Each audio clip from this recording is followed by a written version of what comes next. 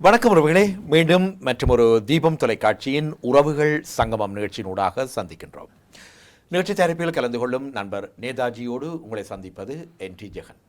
சட்டம் சம்பந்தமான ஆலோசனைகளை சேவை மனப்பான்மையோடு நீங்கள் பெற்றுக்கொள்வதற்காக வழமை போல் எமது கலையகத்துக்கு இன்று நேற்றல்ல மற்ற தொலைக்காட்சிகளிலும் வருகை தந்து தன்னுடைய ஆலோசனைகளை தேவைக்கேற்ற பொருத்தமான நேரங்களில் வழங்கிய ஜேவிஸ்வா சொலிசிட்டர்ஸ் என்று பெருமையாக சொல்லப்படும் பிரித்தானியா ஹெய்ஸில் அமைந்திருக்கும் சட்ட நிறுவனத்தினுடைய முதன்மை சட்டவாளர் திரு ஜெயராஜன் விஸ்வலிங்கம் நம்மோடு இணைந்திருக்கின்றார். அவரை நாங்கள் முதலில் உங்கள் சார்பாக வரவேற்றுக் கொள்வோம். வணக்கம் ஜெயராஜ். வணக்கம் ஜெய. வரவேற்றுக் கொள்கிறோம். உறவுகள், நீங்களும் இன்று அவருடைய நிறுவனம் பலதரப்பட்ட சட்ட விடயங்களை கையாளுகின்றபடியால் நாம் எதிர்நோக்குகின்ற அகதிகள் விடயத்தில் இருந்து நிரந்தர குடியுரிமை அல்லது நிரந்தர வசிப்பிட உரிமை, இவ்வாறு பல வகையை எடுத்துக்கொள்ளலாம். குடியுரிமை, இவை தொடர்பாக நாம் எதிர்நோக்கும் சவால், சிக்கல்கள், சட்ட பிரச்சனைகள். இன்னொரு என்ன, குறிப்பாக நாம் இங்கு வீடுகளை வாங்கவும் வீடுகளை வாடகைக்கு எடுக்கவும் தலைப்பட்டிருக்கின்றோம்.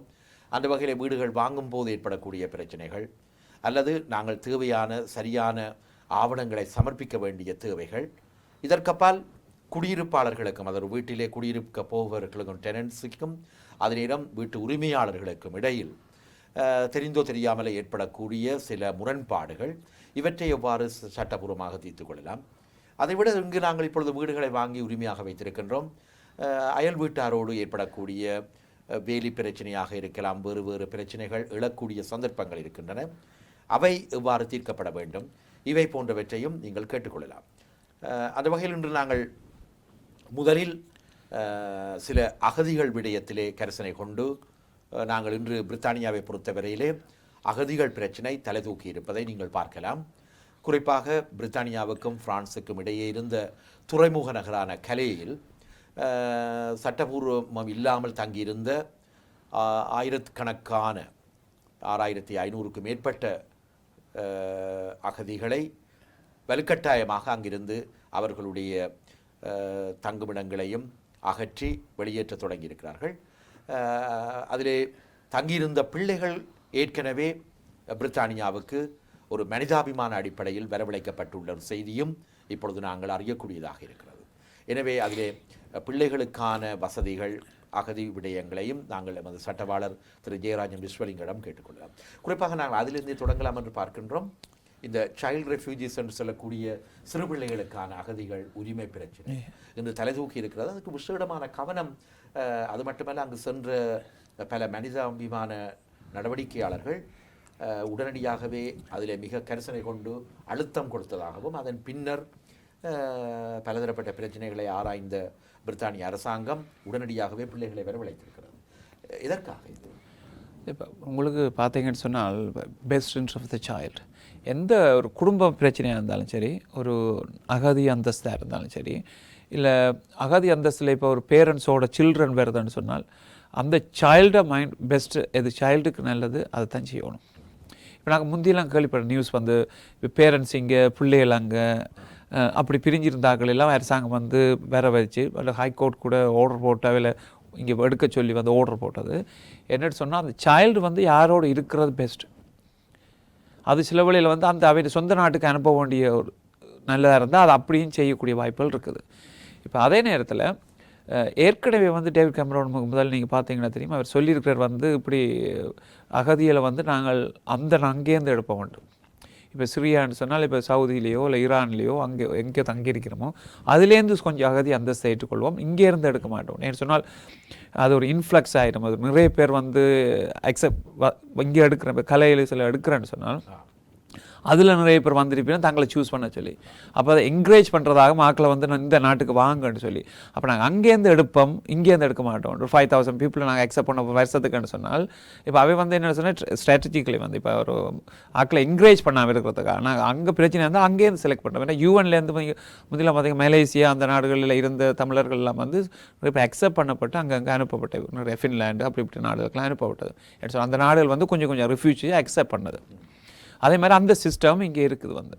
அப்போ அதே சிஸ்டத்தில் இப்போ வந்து குழந்தைகள் வந்து இப்போ ஷேர் பண்ணிக்கொள்ளி நம்ம வந்து இப்போ எல்லாரையும் முதல்ல அக்செப்ட் பண்ணல. இப்போ நீங்கள் ஸ்டில் வந்து இப்போ நான் இப்போ கேள்விப்பட்ட நியூஸ் சற்று முன்னர் கேள்விப்பட்ட நியூஸ் படி ஸ்டில் வந்து சில்ட்ரன் வந்து ஒரு தரம் அக்செப்ட் பண்ணாமல் இருக்கிற சில்ட்ரனும் இருக்குன்னு சொல்லி இப்போ ஜஸ்ட் வந்து பிபிசி வந்து ரிப்போர்ட் வந்து அப்படிப்பட்ட சூழல் இருக்குது. ஆனால் பிள்ளைகளை அக்செப்ட் பண்ணுறது காரணம் பேசிக்காக நீங்கள் கேட்ட குழுவுக்கு வந்து சைல்டை வந்து ப்ரொடெக்ஷன் வந்து யாருமே அந்த சைல்டை ப்ரொடெக்ட் பண்ணுறதுக்கு இல்லை, யாருமே வந்து இப்போ ஒரு உரிமை கோர போகிற வந்து அப்போ அரசாங்கம் தான் வந்து அதை எடுத்துக்கொள்ள வேண்டிய ஒரு கட்டாயம் வந்துடுது. அரசாங்கத்துக்கு மோரல் ரெஸ்பான்சிபிலிட்டி வந்துடுது. என்று சொல்லி நாங்கள் அந்த ஹியூமன் ரைட்ஸ் இதுலேருந்து எல்லாத்துலேயுமே நாங்கள் வந்து முன்னோக்கி இருக்கிறோம், மற்ற நாடுகள் நாங்கள் குறை சொல்கிறோம் ஹியூமன் ரைட்ஸ் ப்ரீச்சஸ் இருக்கும்போது அப்படின்னு சொல்லிக்கொண்டு நாங்களே அந்த பிள்ளைகளை வந்து கவனிக்காமல் விட்டால் அது அப்யூஸ் ஆகப்படும். பிள்ளைகள் வந்து ட்ராஃபிக்கர்ஸ் எடுக்கலாம், சைல்டு அப்யூசர்ஸ் வந்து ப்ராஸ்டியூஷன்ஸ் அப்படிப்பட்ட இதுகளுக்கெல்லாம் ஆக்கள் வந்து ஐயிங் வந்து இப்போ இப்படியான கிரிமினல்ஸ் வந்து அந்த பிள்ளைகளை பார்த்து கொண்டு இருக்காங்க வந்து. அப்படிப்பட்ட சூழலில் வந்து இன்னும் ஒரு டேஞ்சரஸான இப்போ நிறைய பேர் ட்ராஃபிக்கிங் வந்து ஒரு பிக் பிஸ்னஸ் வந்து அப்போ அதுகளெல்லாம் தவிர்க்கணும்னு சொன்னால் அரசாங்கங்கள் வந்து they have to take moral responsibility. அந்த பேசிஸ்லாம் ஒரு அரசாங்கங்கள் வந்து அதை அக்செப்ட் பண்ணது. என்னென்னு சொன்னால் யூகே வந்து கிரிட்டிசைஸ் பண்ணப்பட்டது. ஒரு 5000 பேர் எடுக்க போகிறோம்னு சொன்னால் ஒரு வருஷத்தில் 5000 பேர் எடுக்கிறேன்னு சொல்கிறது மினிமம் வந்து. அண்ட் ஒரு நாட்டுக்கள் வந்து எத்தனையோ தௌசண்ட்ஸில் உள்ளுக்க வரையினம் வந்து. அதால் வந்து அது அரசாங்கம் ஒரு மோரல் ரெஸ்பான்சிபிலிட்டி டுக் இட் வந்து உண்மையில். அது ஒரு ஜனநாயக பண்பும் கூட ஆஃப்கோர்ஸ். அந்த வகையில் குறிப்பாக நான் இதை கேட்டதுக்கு காரணம் சட்டவாளர் ஜெயராஜ் விஸ்வலிங்கம் அவர்களே, நமது தாயகத்திலும் ஒரு பெரும் போர் அழிவு இடம்பெற்றது. அதிலும் தாய் தந்தையரை இழந்த பிள்ளைகள் தவிர்க்க வேண்டிய சந்தர்ப்பம் ஏற்பட்டது. பிள்ளைகளை என்ன செய்வது என்று அறியாமல் பாதுகாவலர்களும் மற்றவர்களும் திண்டாடியது உண்டு. எனவே தான் இந்த பிள்ளைகளை நாங்கள் இவ்வகையாக குறிப்பாக நாங்கள் தூர தேசத்தில் இருந்தபடியால், ஆனால் அந்த நேரத்தில் அதை கரிசனை அல்லது கவனம் செலுத்த முடியாமல் போய்விட்டதா? இப்போ என்னென்னு சொன்னால் இப்போ ஒரு பிரச்சனை இருக்கிற நாட்டுக்குள்ளேருந்து எடுக்கிறன்றது வெறும் மினிமம் வந்து. அன்லஸ் வந்து எம்பசி வந்து நீங்கள் எம்பசியில் போய் தஞ்சம் கேட்டு அங்கே கொடுக்கப்பட்டால் இல்லாது உங்களுக்கு அந்த அரசாங்கம் இருக்கிற நாட்டுக்குள்ளேயே வந்து ஒரு அகதி அந்தஸ்து கிடைக்கிறன்றது கொஞ்சம் கஷ்டம் வந்து. அந்த டெஃபினேஷனை வந்து உங்கள் அகதி என்ற இதை வந்து உங்கள் உரிமை உடைமை இது வந்து அதாவது ஹியூமன் ரைட்ஸுகள் அல்லது உங்களோட right to life, right not to be tortured அந்த ஆர்டிகல் 6 அல்லது ஆர்டிகல் 5 அந்த ரைட் டு ஜஸ்ட் இதுகள் வந்து என்ன சட்டம் இதுகள் நீதிக்கு உரிமைன்னு சொல்லி ஆர்டிகல் 3 வந்து அந்த டோர்ச்சர்ஸ் அது மட்டும் ரைட் டு லைஃப், அந்த மேரேஜ் வந்து ஆர்டிகல் 8 வந்து அந்த ரைட் டு ஃபேமிலி லைஃப்ன்றது எல்லாம் வந்து நீங்கள் வந்து எப்போ இதண்டினம்னு சொன்னால் அந்த நாட்டை வந்து நீங்கள் பாதுகாப்பு தேடி ஓடும்போது தான் ஃப்ளைட் வந்து. இப்போ அப்படிப்பட்ட ஒரு விஷயங்கள் இருக்கும்போது அந்த நாட்டுக்குள்ளே இருக்கின்றது பொலிட்டிக்கல் அசைலம் தான் கிடைச்சிருக்கும் வந்து. ஆனால் நிறைய பேர் வந்து இப்போ இந்த நாட்டிலே வந்திருக்கிறோம் வந்து சில்ட்ரனை வந்து அவன் சொந்தக்காரரோட ரெஜிஸ்டர் பண்ணி சொந்தக்காரர் வந்து கார்டியனாக வந்து ஒரு பப்ளிக் கார்டியன் மாதிரி ரெஜிஸ்டர் பண்ணி இப்போ கவுன்சில் வந்து அவளுக்கு ஹெல்ப் பண்ணிட்டு அவள் வீடில் வச்சிருக்கணும் அந்த பிள்ளைகளை வந்து. அவன் பாலிசி வந்து சேஞ்ச் ஆகிட்டு முந்தி வந்து 16 வயசு வரைக்கும் விசாவை கொடுக்கணுன்றது இப்போ வந்து அதை ஒரு அந்த யூனிஃபார்மாட்டியே இல்லை, அவருக்கு விசான்றது இல்லாமல் ஒரு ப்ரொடெக்ஷன் இருக்குது வந்து.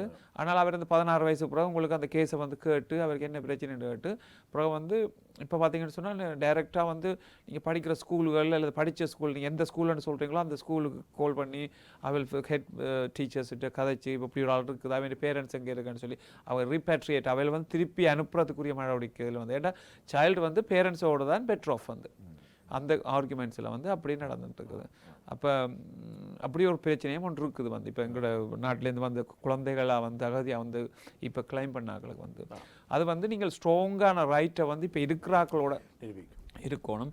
அதே இடத்துல அங்கே பேரண்ட்ஸ் வந்து இந்த கான்ட்ராக்டுகள் இல்லாமல் இருந்தால் அங்கே எங்கே போய் பிள்ளை இருக்கிறது எல்லாரும் அவள் டிஸ்ஓன் பண்ணியிருந்தா. ஃபார் எக்ஸாம்பிள் அவன் இந்த பிள்ளை வேணாம்னு சொல்லி அந்த பிள்ளையை வந்து கேர் பண்ண போகிற இல்லைன்ற ஒரு சூழல் வந்து இருந்துச்சுன்னு சொன்னால் அந்த பிள்ளை இங்கே இருக்கிறதுக்குரிய ரைட்ஸ் வந்து அல்லது எஜுகேஷன் அதில் வந்து அதே நேரத்தில் அப்படி அப்ளிகேஷன் போடும்போது அந்த பிள்ளை இங்கே படித்து கொண்டு இருந்துச்சுன்ற ஹையர் எஜுகேஷன் அப்படி படுற பிள்ளைகள் அப்படி ரினியூவலுக்கு வந்துச்சுன்னு சொன்னால் அவன் அந்த ஹையர் எஜுகேஷன் ஸ்கூலுக்கு ரெகுலராக போய் அதில் ஃபுல் டைம் எஜுகேஷனில் இருந்து அல்லது ஹையர் எஜுகேஷனுக்கு போயிடணும்னு சொன்னால் இப்போ வந்து எல்லாத்துக்கும் ஐடி வேணும் வீசா வேணுமென்ற ஒரு சில நிறைய கட்டுப்பாடுகள் வந்துட்டு வந்து இருந்தாலும் நீங்கள் அந்த ஹையர் எஜுகேஷனில் இருக்கும்போது chances of getting more renewals வந்து அந்த ஹியூமன் ரைட்ஸுக்குள்ளே எடுக்கிற வாய்ப்புகள் கூட.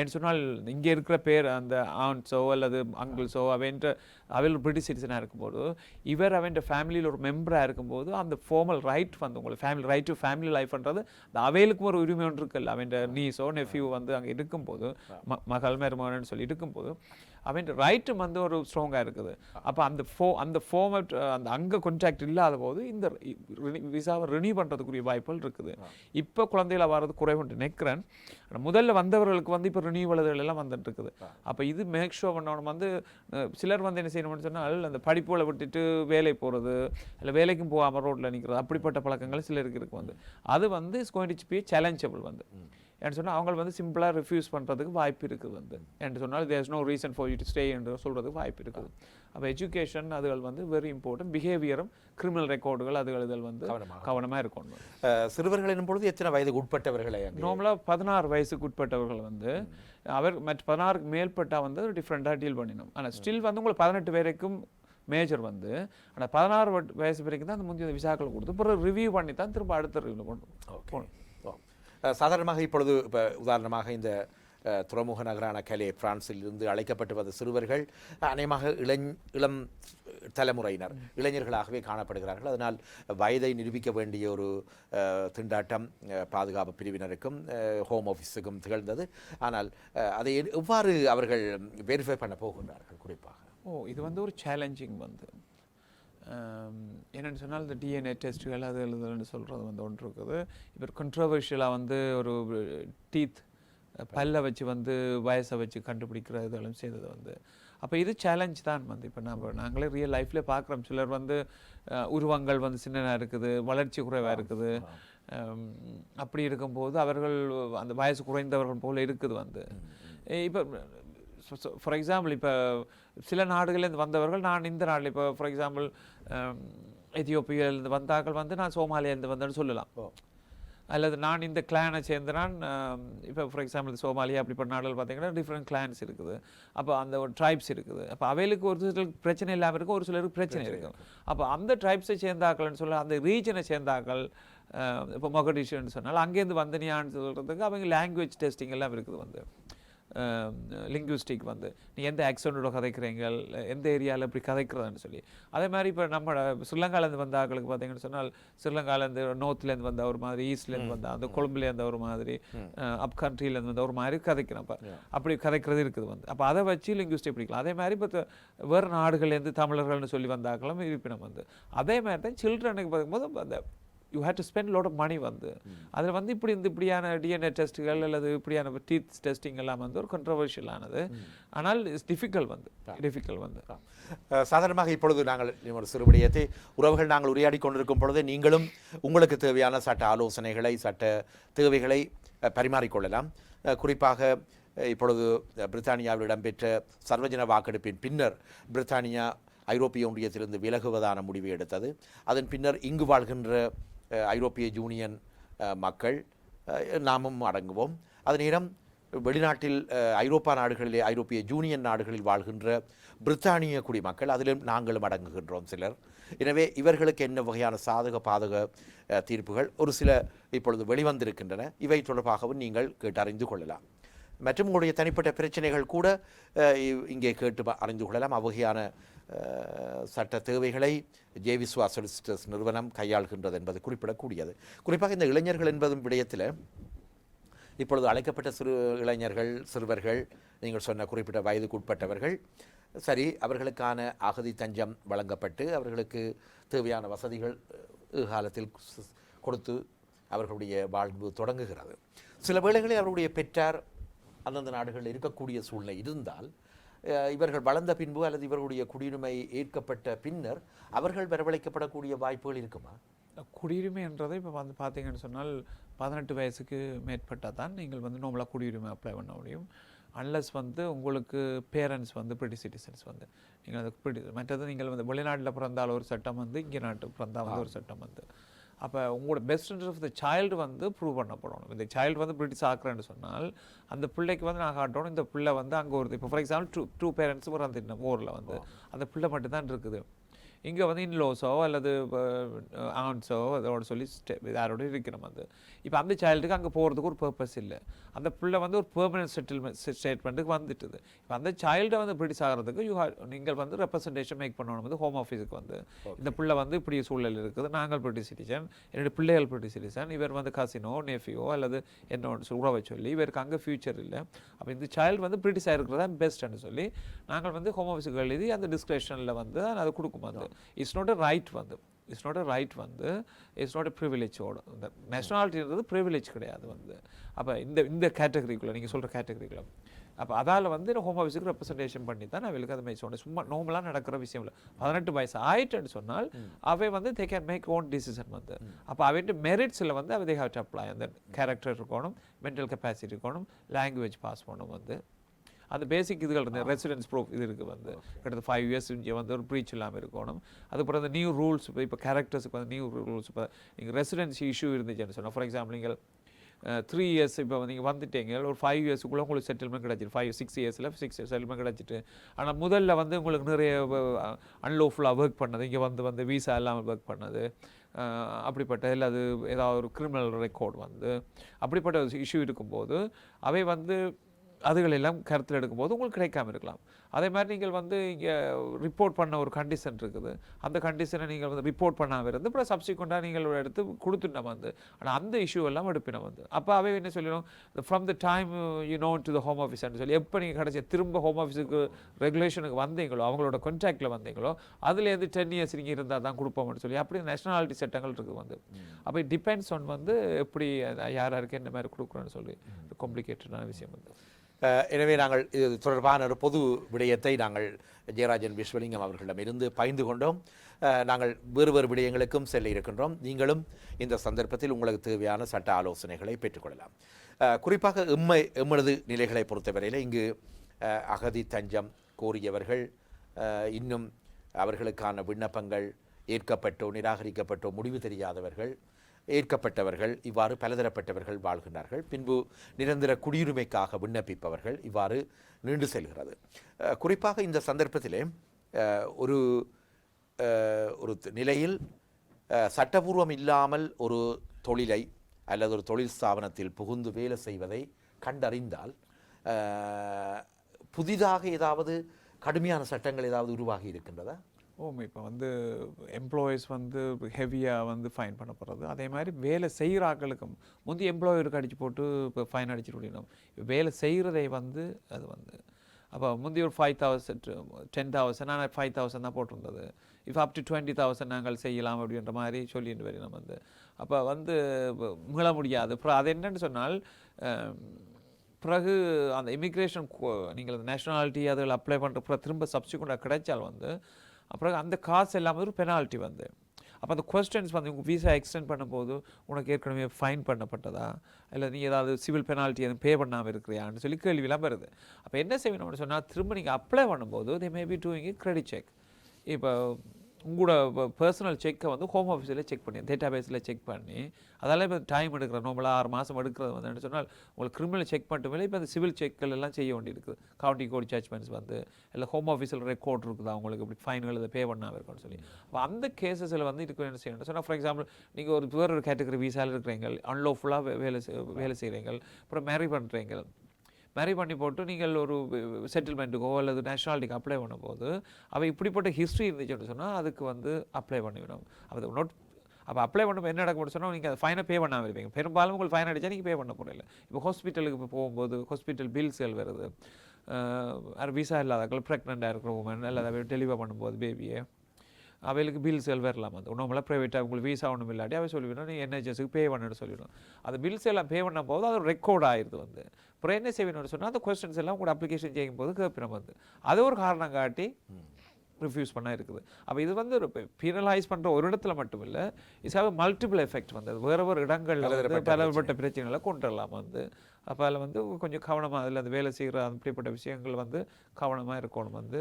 சட்டத்துக்கு விரோதமாக செய்யலாம் இதை நாங்கள் ஒரு சமூக விடயமாகவே பரிமாறுகின்றோம். காரணம், எமது இளைஞர்கள் சில வேளைகளில் கடன்பட்டு அங்கிருந்து வருகை தந்து இங்கு பலதரப்பட்ட கஷ்டங்களை அனுபவித்து வீட்டுக்கு வாடகை செலுத்த வேண்டும் அல்லது வீட்டுக்கு ஏதாவது மாதம் அனுப்ப வேண்டும் என்ற ரீதியிலே வேலை அனுமதி பத்திரமும் கிடைக்காத பட்சத்தில் ஏதாவது ஒரு வேலையை செய்வோம் என மற்றவர்கள் ஆசை காட்டும் போது அவர்கள் வேலைக்கு செல்கின்றதும் இவ்வாறான பாதுகாப்பு பிரிவினரால் கைது செய்யப்பட்டதும் நிறைந்த அபராதம் விதிக்கப்பட்டதும் இப்பொழுது நாங்கள் அறியக்கூடியதாக இருக்கிறது.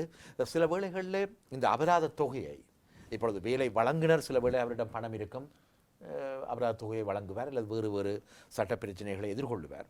ஆனால் இங்கு பிடிபட்ட ஒரு அகதி தஞ்சம் கூறிய நிலையில் மிகவும் கஷ்டப்பட்ட நிலையில் இருக்கும் ஒருவர் பணம் செலுத்த முடியாத நிலையில் எவ்வகையான நிலை ஏற்படும்?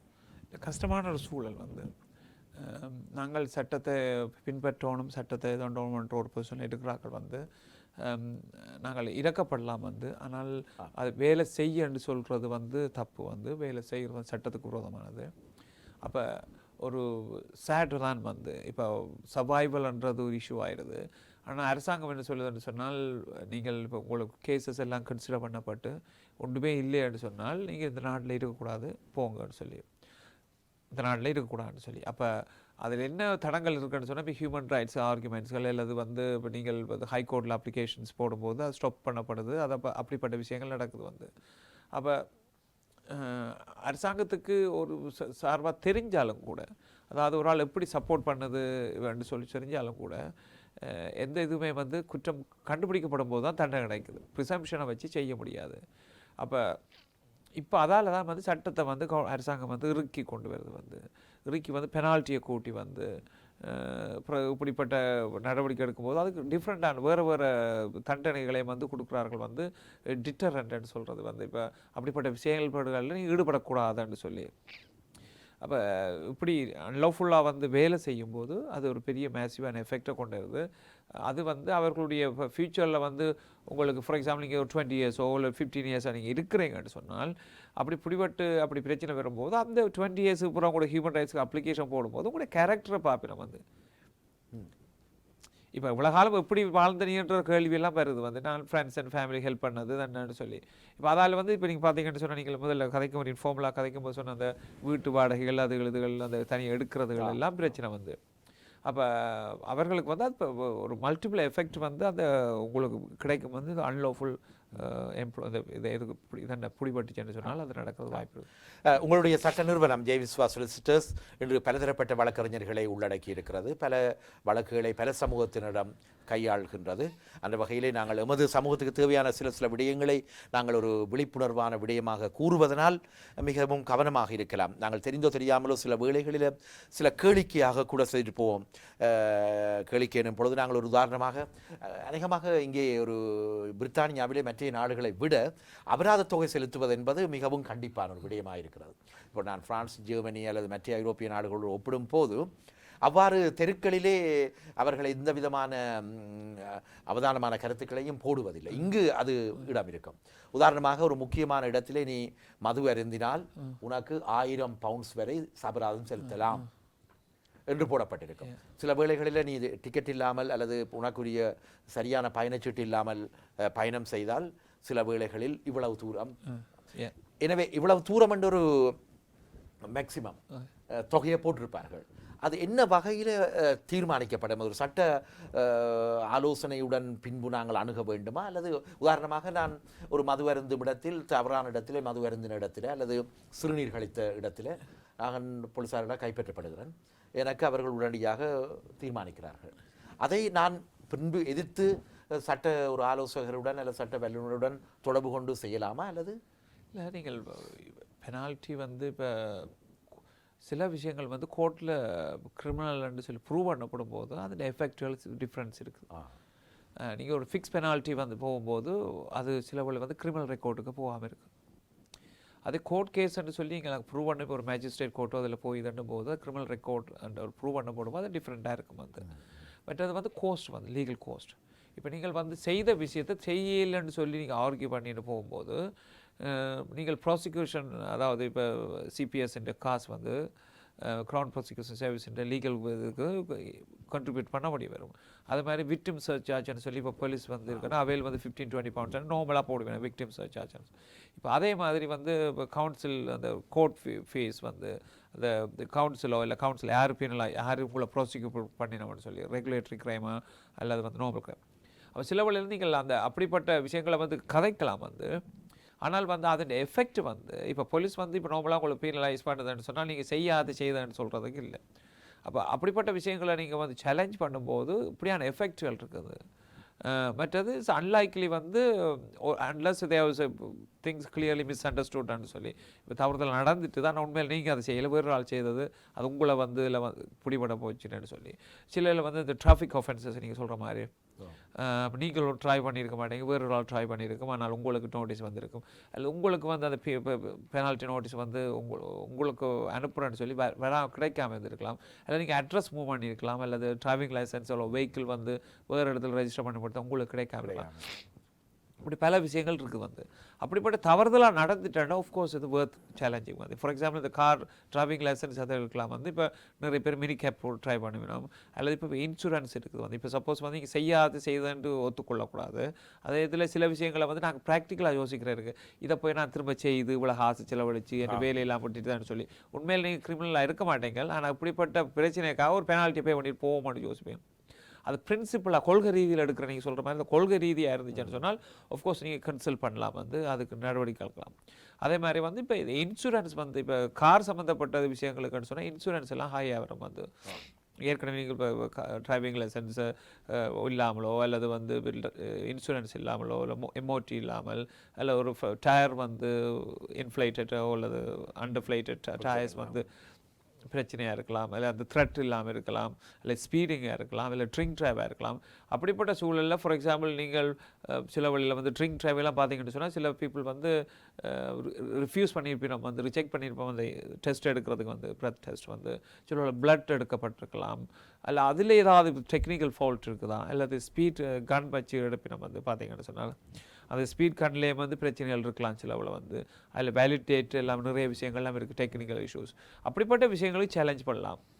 ஆனால் இப்போ உங்களுக்கு கைங்களமாக அப்படிப்பட்ட ஒரு விஷயத்தை வந்து நீங்கள் சேலஞ்ச் பண்ணும்போது பப்ளிக் ஃபைனான்சஸ் வந்து வேண்டது. மற்றது ஒரு மெரிட்லெஸ் கேஸை வந்து நீங்கள் வந்து மெரிட்லெஸ் இந்த சென்ஸ் உங்களுக்கு அதில் தெளிவாக தெரியுது ஒரு தப்பு செய்துட்டீங்கன்னு சொல்லி அதை வந்து டிஃபெண்ட் பண்ணி வந்து மேலும் கஷ்டங்களுக்குள்ளே தான் கொடுக்க நினைக்கிறேன். நல்லது. அதே நேரம் நான் இந்த அபராதம் பணம் இவையோடு சம்மந்தப்படியால் நாங்கள் இன்னும் ஒரு சிலவற்றையும் சொல்லிக்கொண்டு நாங்கள் மற்ற விடயங்களுக்கு போகலாம். குறிப்பாக இங்கெல்லாம் ஒருவருடைய வருமானம், சேமிப்பு, வங்கியினுடைய கணக்கு, ஸ்கோர்ன்னு சொல்வார்கள், கிரெடிட் ஸ்கோர் அல்லது அவருடைய கடன், இவை எல்லாம் சரியான முறையில் கண்காணிக்கப்படுகிறது. யாருமே தேவையற்ற விதத்தில் பணத்தை நாங்கள் கொண்டு வரவும் முடியாது, திடீரென்று வங்கிகளில் செலுத்துவது என்பதும் சற்று ஆய்வுக்குட்படுத்துகிற விடயமாக இருக்கிறது. குறிப்பாக நாங்கள் செய்கின்ற தொழிலுக்கேற்ற வருமானத்தை இங்கு மதிப்பிடுவார்கள், அல்லது நாங்கள் வருஷத்தில் எவ்வளவு செலவு போக நாங்கள் சேமிக்கலாம் என்பதையும் கணக்கெடுப்பார்கள், அல்லது எங்களுக்கு ஒரு அதிர்ஷ்டம் கிடைத்திருந்தால் அந்த பணத்தை நாங்கள் வரவு வைத்தால் அதையும் அவர்களுக்கு தெரியும். ஆனால் நாங்கள் சில வேளைகளில் தேவையற்ற விதத்தில் அல்லது தேவையற்ற குறுக்கு வழியில் தேடிய பணம், சில வேளைகளில் அவ்வகையான பணம் எங்களுக்கு கிடைத்து விட்டது, அந்த பணத்தினால் நாங்கள் ஒரு ஆடம்பரமான நடவடிக்கையை மேற்கொள்கிறோம். அவ்வகையான ஆடம்பர நடவடிக்கையை மேற்கொள்ளும் பொழுது சில வேளைகளில் புலனாய்வு பிரிவினரால் அது கண்காணிக்கப்பட்டு சில வேளைகளில் நாங்கள் கைது செய்யப்படுவோம் அல்லது விசாரிக்கப்படுகிறோம். இது எவ்வளவு தூரம் நியாயமானது, அல்லது இதில் எவ்வளவு தூரம் நாங்கள் கவனமாக இருக்க வேண்டும்? இது வந்து ப்ரொசீட்ஸ் ஆஃப் கிரைம் வந்து ப்ரொசீட்ஸ் ஆஃப் கிரைம்னு சொன்னால் சட்டத்துக்கு விரோதமாக நடக்கிற மூலம் கிடைத்த பணம் வந்து அந்த பணத்தை வந்து இப்போ நாங்கள் சொலிசிட்டர்ஸ்ன்னு பார்த்தா ஆன்டி மணி லாண்ட்ரிங்னு சொல்கிறோம் வந்து. எல்லா சொலிசிட்டர் ஃபார்ம்ஸ்லேயும் வந்து அதை வந்து இப்போ நீங்கள் ஒரு ப்ராப்பர்ட்டியோ தான் வாங்க போகிறீங்கன்னு சொன்னால் ஆளுடைய ஐடென்டிட்டியை ப்ரூவ் பண்ணி பிறகு வந்து சோர்ஸ் ஆஃப் ஃபண்ட்ஸை சொல்லி இந்த மணி லாண்ட்ரிங்னு சொல்கிறது. இப்போ காசை வந்து ஊற்றியாக இருக்கிற காசை வந்து நாங்கள் வாஷிங் மிஷினில் போட்டு கழுவுற மாதிரி வந்து இந்த 3 சிஸ்டம் லேயரிங் வந்து பிளேசிங் அண்ட் கிளீனிங் அண்ட் இதுன்றது ஒன்று 3 வே ஆஃப் அந்த மணி லாண்ட்ரிங் சிஸ்டம். அதே மாதிரி வந்து இந்த கிரிமினல்ஸ் வந்து அவன் ப்ரொசீட்ஸ் ஆஃப் கிரைம் தவறு சட்டத்துக்கு விரோதமாக உழைச்சதை வந்து நல்ல காசு எடுக்கிறதுக்கு பேங்குகளில் போட்டுதுன்னு சொல்லி இப்போ பேங்குகள் எல்லாம் நிறைய சிஸ்டங்கள் வந்துட்டு நீங்கள் சில பேங்குகள் சொல்லும் 5,000க்கு மேலே காசு போட முடியாது. சிலது வந்து இப்போ நீங்கள் 2,000 பவுண்ட்ஸ் போடுறீங்கன்றாலும் அது ஃபோம் ஒன்று கம்ப்ளீட் பண்ணி தான் கேஷாக போடணும்னு சொல்லி நிறைய லோயர்ஸ் வந்து இப்போ ஒரு 500 பவுண்ட்ஸ் இல்லை 250க்கு மேலே கேஷாக அக்செப்ட் பண்ணுறதில்ல அப்படின்னு சொல்லி நிறைய சிஸ்டங்கள் வந்துட்டுன்னு சொன்னால் இந்த மணி லாண்ட்ரிங் அல்லது சட்டத்துக்கு விரோதமான உழைத்த காசை வந்து லீகல் ஆக்கிறதுக்கு வந்து நிறைய ட்ரை பண்ணும். சில கிரிமினல்ஸ் வந்து பார்த்தீங்கன்னு சொன்னால் என்ன சொல்கிறது, இரவில் குடை பிடிக்கிறேன்னு சொல்லுவோம்ல, அதே மாதிரி இரவில் இருந்தால் வெயில் அடிக்காமல் குடை பிடிக்க அவை வந்து தாங்களாகவே அதை காட்டி கொடுக்குற ஒரு சூழல் வரும். அந்த என்ன சொன்னால் இந்த கிரிமினல் ஆக்டிவிட்டீஸை செய்கிறோம்னா அது அதில் வந்து பக்குவம் அடையாதவர்கள் வந்து அப்போ என்னென்னு சொன்னால் தாங்களாகவே ஒன்றை காட்டி கொடுக்குற ஒரு இதில் வரும். ஆனால் நிறைய வந்து ஆக்கள் நீங்கள் இந்த ப்ரொசீட்ஸ் ஆஃப் கிரைம் வந்து மணி லோண்டு பண்ணுற ஆக்கள் வந்து I think is 5 billion pounds something வந்து கவர்மெண்ட் வந்து லூசிங் ஆன் தட் வந்து HMRC வந்து 5 பில்லியன் வந்து ஸோ மச் மணி வந்து அதாவது எஸ் அவ்வளோ மணியை வந்து இந்த ட்ரக்ஸ் மணின்ட்டு இல்லை, நீங்கள் சைல்ட் ட்ராஃபிக்கர்ஸ், உமன் ப்ராஸ்டியூஷன், அதுக்கு ட்ராஃபிக்கர்ஸ் வந்து கேம்பிளிங் இதில் இருக்கிறார்கள், ட்ரக்ஸ் டீலர்ஸ், மற்றது பிஸ்னஸ் வந்து ரொட்டேட் பண்ணி வந்து டேக்ஸ் பே பண்ணாமல் இருக்கிறது அப்படிப்பட்ட. அப்போ எல்லா இடத்துலையும் தவறுகள் நடக்குது வந்து is one of the things. பேங்க்ஸில் வந்து இப்போ கிரெடிட் கார்டுகள், டெபிட் கார்டுகள் அதில் வந்து ஃப்ராடுகள் நடக்குது வந்து அப்படி வந்து பில்லியன்ஸ் ஆஃப் பவுண்ட்ஸ் வந்து இதில் வந்து அதே மாதிரி banks also millions of pounds வந்து லூசிங் வந்து இந்த ஃப்ராடு வந்து. இணைந்திருங்கள். இங்கே ஜெயவிஸ்வா சொலிசிட்டர்ஸினுடைய முதன்மை சட்டவாளர் திரு ஜெயராஜன் விஸ்வலிங்கம் உங்களுக்காக சட்ட ஆலோசனைகள் வழங்குவதற்காக இன்று கூடியிருக்கின்றார்.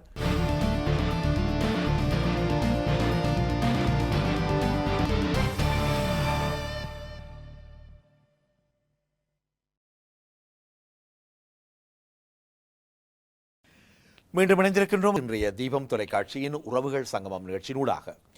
தீபம் தொலைக்காட்சியில் உறவுகள் சங்கமம் நிகழ்ச்சி திங்களிலிருந்து வெள்ளி வரை பிரித்தானியம் மாலை 6 மணியிலிருந்து 7:30 மணி வரை தினமும் இடம்பெறுகிறது. இதனுடைய மறு ஒலிபரப்பும் அடுத்த நாள் காலை பிரித்தானியம் 9 மணியிலிருந்து 10:30 மணி வரை இடம்பெறுகிறது. எனவே ஒரு சேவை மனப்பான்மையோடு பலவிதமான விடயங்களையும் தீபம் தொலைக்காட்சியினூடாக கொண்டு வர வேண்டும் என்ற அடிப்படையில் சட்டம் சம்பந்தமான நல்ல பல ஆலோசகர்கள், சட்டவாளர்களை அழைத்து நாம் உங்களுக்கான ஆலோசனைகளை, தேவைகளை நிறைவேற்றி கொண்டிருக்கின்றோம். அந்த வகையில் தீபம் தொலைக்காட்சியினுடைய எதிர்கால நடவடிக்கைக்கும் உங்களுடைய உறுதுணையான நடவடிக்கைகள் இருந்தால்தான் இவ்வகையான ஒரு தொலைக்காட்சியாக நாங்களும் நடைபோட முடியும் என்பதை தயவு செய்து மனதில் எடுத்துக்கொள்ளுங்கள். அந்த வகையில் இங்கே நீண்ட காலம் சட்ட வல்லுநராக இருக்கக்கூடிய அதனிடம் ஹெய்ஸ் என்ற இடத்தில் புகழ்பெற்ற சட்ட நிறுவனமாக அமைந்திருக்கும் ஜெய்விஸ்வா சொலிசிட்டர்ஸினுடைய மூத்த சட்டவாளர் அல்லது முதன்மை சட்டவாளர் திரு ஜெயராஜன் விஸ்வலிங்கம் இணைந்திருக்கின்றார். நீங்களும் உங்களுக்கு தேவையான பலவிதமான சட்ட ஆலோசனைகள், இங்கு எதிர்நோக்குகிற நடைமுறை பிரச்சனைகள், இவை தொடர்பாக அகதிகள் பிரச்சனை அல்லது ஐரோப்பிய யூனியன் பிரித்தானியாவிலிருந்து வெளியேறிய பின்னர் எதிர்நோக்கும் பிரச்சனைகள், இவை தொடர்பாக நீங்கள் கேட்டு அறிந்து கொள்ளலாம் என்பதையும் அறிய தருகின்றோம். அதே நேரம் நாங்கள் உங்களிடம் இந்த குறிப்பாக சரியான வசிப்பிட உரிமை அல்லது குடியுரிமை அல்லது தற்காலிக எந்த விதமான சாதகமான நிரந்தர வசிப்பிட உரிமை இல்லாமல் அகதி தஞ்சம் கோரிவிட்டு இருப்பவர்கள் வீடுகள் எடுப்பதற்கு அல்லது ஒரு வீட்டுக்கான ஒப்பந்த விண்ணப்பம் செய்வதற்கு அல்லது ஒரு வங்கி கணக்கு தொடங்குவதற்கு அல்லது ஒரு கார், அவர் மோட்டார் வாகனம் செலுத்தக்கூடிய திறன் இருக்கும், ஆனால் அவருக்கு அதை பெற முடியாத இருக்கும். இவர்கள் எவ்வாறு இதுகளை எதிர்நோக்குகிறார்கள்? இவர்கள் பிரச்சனை இப்போ என்ன வந்து அந்த என்னென்னு சொன்னால் சட்டத்தை வந்து இறுக்கி என்று வர்ற சொல்லியிருக்கலாம். இப்போ ஒரு இடத்துல அரசாங்கம் எப்படி பார்க்குதுன்னு சொன்னால், ஏன் இமிக்ரெண்ட்ஸ் வந்து இங்கே கிளைம் பண்ணி வரையிற முதல்ல வந்து ஏன் ரிஜெக்ட் பண்ண அப்புறம் எப்படி இந்த நாட்டுக்கு ஸ்டே பண்ணியிருக்கணும், கோயிங் அண்டர் கிரவுண்டுன்னு சொல்லி நம்ம வந்து பிடிக்கிறது, அவர்களை திரும்ப ஐடென்டிஃபை பண்ணுறது, எங்கே இருக்கணும் யாருன்னு சொல்லி கண்டுபிடிக்கலாம் கஷ்டம். அப்போ அந்த டிஸப்பியர் பண்ணுற ஆக்களை வந்து என்ன ரீசனால் அங்கே இருக்கணும்னு பார்க்கணும். ஒன்று வந்து அவர் சாப்பிடக்கூடியதாக இருக்குது, வேலைக்கு போயிடும் வந்து ஒரு இடத்துல இருக்கக்கூடியதாக இருக்குது. மற்றது வந்து சில தொழில்கள் செய்ய மாட்டோம், பிஸ்னஸில் இருக்க மாட்டோம், டிரைவிங் வேறு எதாவது செய்யக்கூடியதாக இருக்குது. அப்போ இப்படிப்பட்ட எந்தெந்த மீன்ஸுகள் இருக்குதோ அந்த எல்லா மீன்ஸையும் வந்து கட்டுப்படுத்துகிற அரசாங்கம் வந்து இப்போ நீங்கள் ஒரு டெரரிசமோ இல்லை எந்த இடத்துலையும் பார்த்தீங்கன்னு சொன்னால் அப்படித்தான் வந்து என்கவுண்டர் பண்ணினோம் வந்து ஒன்றை வந்து ஃபேஸ் பண்ணினோம் வந்து. இப்போ அதே மாதிரி தான் இந்த இமிக்ரேஷன் வந்து ஒரு ஸ்ட்ராங்கான, அதே நீங்கள் பார்த்தீங்கன்னா யூரோப்லேயே ஒரு முக்கியமான இப்போ அந்த பிரெக்சிட்டில் வந்து ஒரு முக்கியமான கருத்து வந்து இமிக்ரேஷன் வந்து. அப்போ அரசாங்கத்துக்கு அது ஒரு பெரிய விஷயமா இருக்கிறபடியாக வந்து அரசாங்கம் வந்து பகுதி எப்படி ஆக்கள் வந்து அண்டர் கிரவுண்ட் போகாமல் அல்ல அங்கே இருக்காமல் அவர்கள் வெளியேற்றுறது, தாங்களாக வெளியேறதுக்குரிய வழியை பார்க்குறோம்னு சொல்லி. அப்போ என்ன செய்யணும்னு சொன்னால் எல்லா வழியிலையும் பார்க்குறேன், எந்தெந்த வழிகளில் நாங்கள் இது விலைகளை குறைக்கலாம், கட்டுப்படுத்தலாம். அப்போ முதல் வந்து வேலை செய்யாவிட்டால் வந்து அவர்களுக்கு சும்மா ஒருத்தர் இருக்க முடியாது. அப்போ சப்போஸ் வந்து வேலை செய்தால் கூட ஒரு வீடு என்று இருக்கணும் வந்து. அப்போ நீங்கள் பார்த்தீங்கன்னா ஒரு ஃபேமிலியாக இருக்கிற ஆக்களுக்கு வந்து ரைட்ஸ் வந்து ஸ்ட்ராங்காக ஆகுது. அப்போ அப்படிப்பட்ட ஆக்களுக்கு நார்மலாக ஒரு வீடு வேணும், வாசல் வேணும். அப்போ அவர்களுக்கு வந்து விசா இல்லாமல் எடுக்க முடியாது செய்யும்போது அவர்களுக்கு தங்கி இருக்கிறதுக்கோ இல்லை ஒரு குடும்பத்தை உருவாக்குறதுக்கோ அல்லது முடியாது. குடும்பம் மட்டும் இல்லை, இப்போ ஃபார் எக்ஸாம்பிள் ஒரு 4-5 பேர் விசா இல்லாத ஆக்கள் சேர்ந்து ஒரு இடத்துல இருக்கக்கூடிய வாய்ப்பு இருக்குது. அல்லது வந்து அவர்கள் வந்து வேறொருத்தரை யூஸ் பண்ணி அதை எடுத்து இருக்கலாம் வந்து. அப்போ அப்படிப்பட்ட காரணங்களால் வந்து என்ன செய்யணும்னு சொன்னால் அந்த வீட்டையும் வந்து ரெஸ்ட்ரிக்ட் பண்ணிடணும். அதே மாதிரி வந்து டிரைவிங் லைசன்ஸ், இப்போ விசா இல்லாத ஆக்கள் டிரைவிங் லைசன்ஸ் வச்சுருக்க முடியாது அப்படின்ற ஒரு சட்டத்தை கொண்டு. அப்போ என்ன சொல்ல வெரி டைட் பண்ணும்போது ஆக்கள் வந்து இருக்கிற இடம் சந்தோஷமாக இருந்தால் தான் நீங்கள் இருக்க போகிறீங்க, சந்தோஷம் இல்லாத இடத்துல இருக்க மாட்டேங்க. அப்போ அதைத்தானே அரசாங்கம் வந்து பார்க்குது வந்து எப்படி அதை மினிமைஸ் பண்ண முடியுமான்னு சொல்லி எல்லாத்துக்கும் ஒரு கட்டுப்பாடுகளை கொண்டு வந்து ப்ரைவேட் லேண்ட்லோர்ட்ஸ் வந்து கவுன்சில் இல்லை, ப்ரைவேட் லேண்ட்லோர்ட் அப்படிப்பட்ட ஆக்களுக்கு வந்து பெனால்ட்டி அதை 5,000 முதல் இனிஷியல் ஒரு அமௌண்ட், அப்புறம் maximum you can go up to certain அமௌண்ட்னு சொல்லி அப்படி கொண்டுறது வந்து. அதே மாதிரி எம்ப்ளாயர்ஸுக்கு வந்து அதை ரெஸ்ட்ரிக்ஷனை கொண்டுருது. அதே மாதிரி டிரைவிங் லைசன்ஸ் அதில் வச்சிருக்கிறது வந்து சட்டப்படி தப்புன்ற ஒரு சட்டங்களை கொண்டு.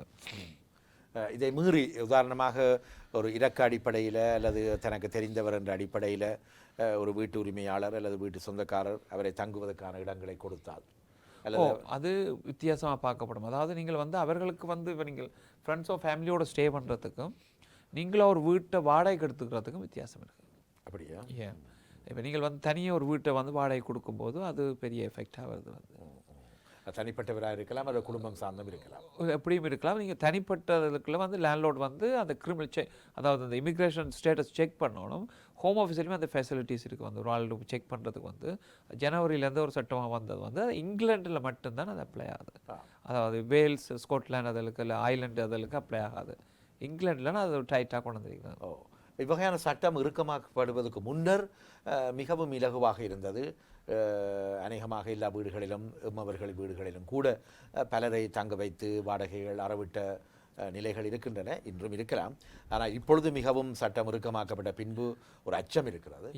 சில வேளைகளில் இவர்கள் நாங்கள் அவ்வாறு இருப்பது கண்டறியப்பட்டால் தண்டனைகள் அதிகபட்சம் வழங்கப்படுமா அல்லது எவ்வாறு? அது இப்போ நீங்கள் தனிப்பட்ட அது வந்து இட்ஸ் நாட் வெரி கிளியர் வந்து.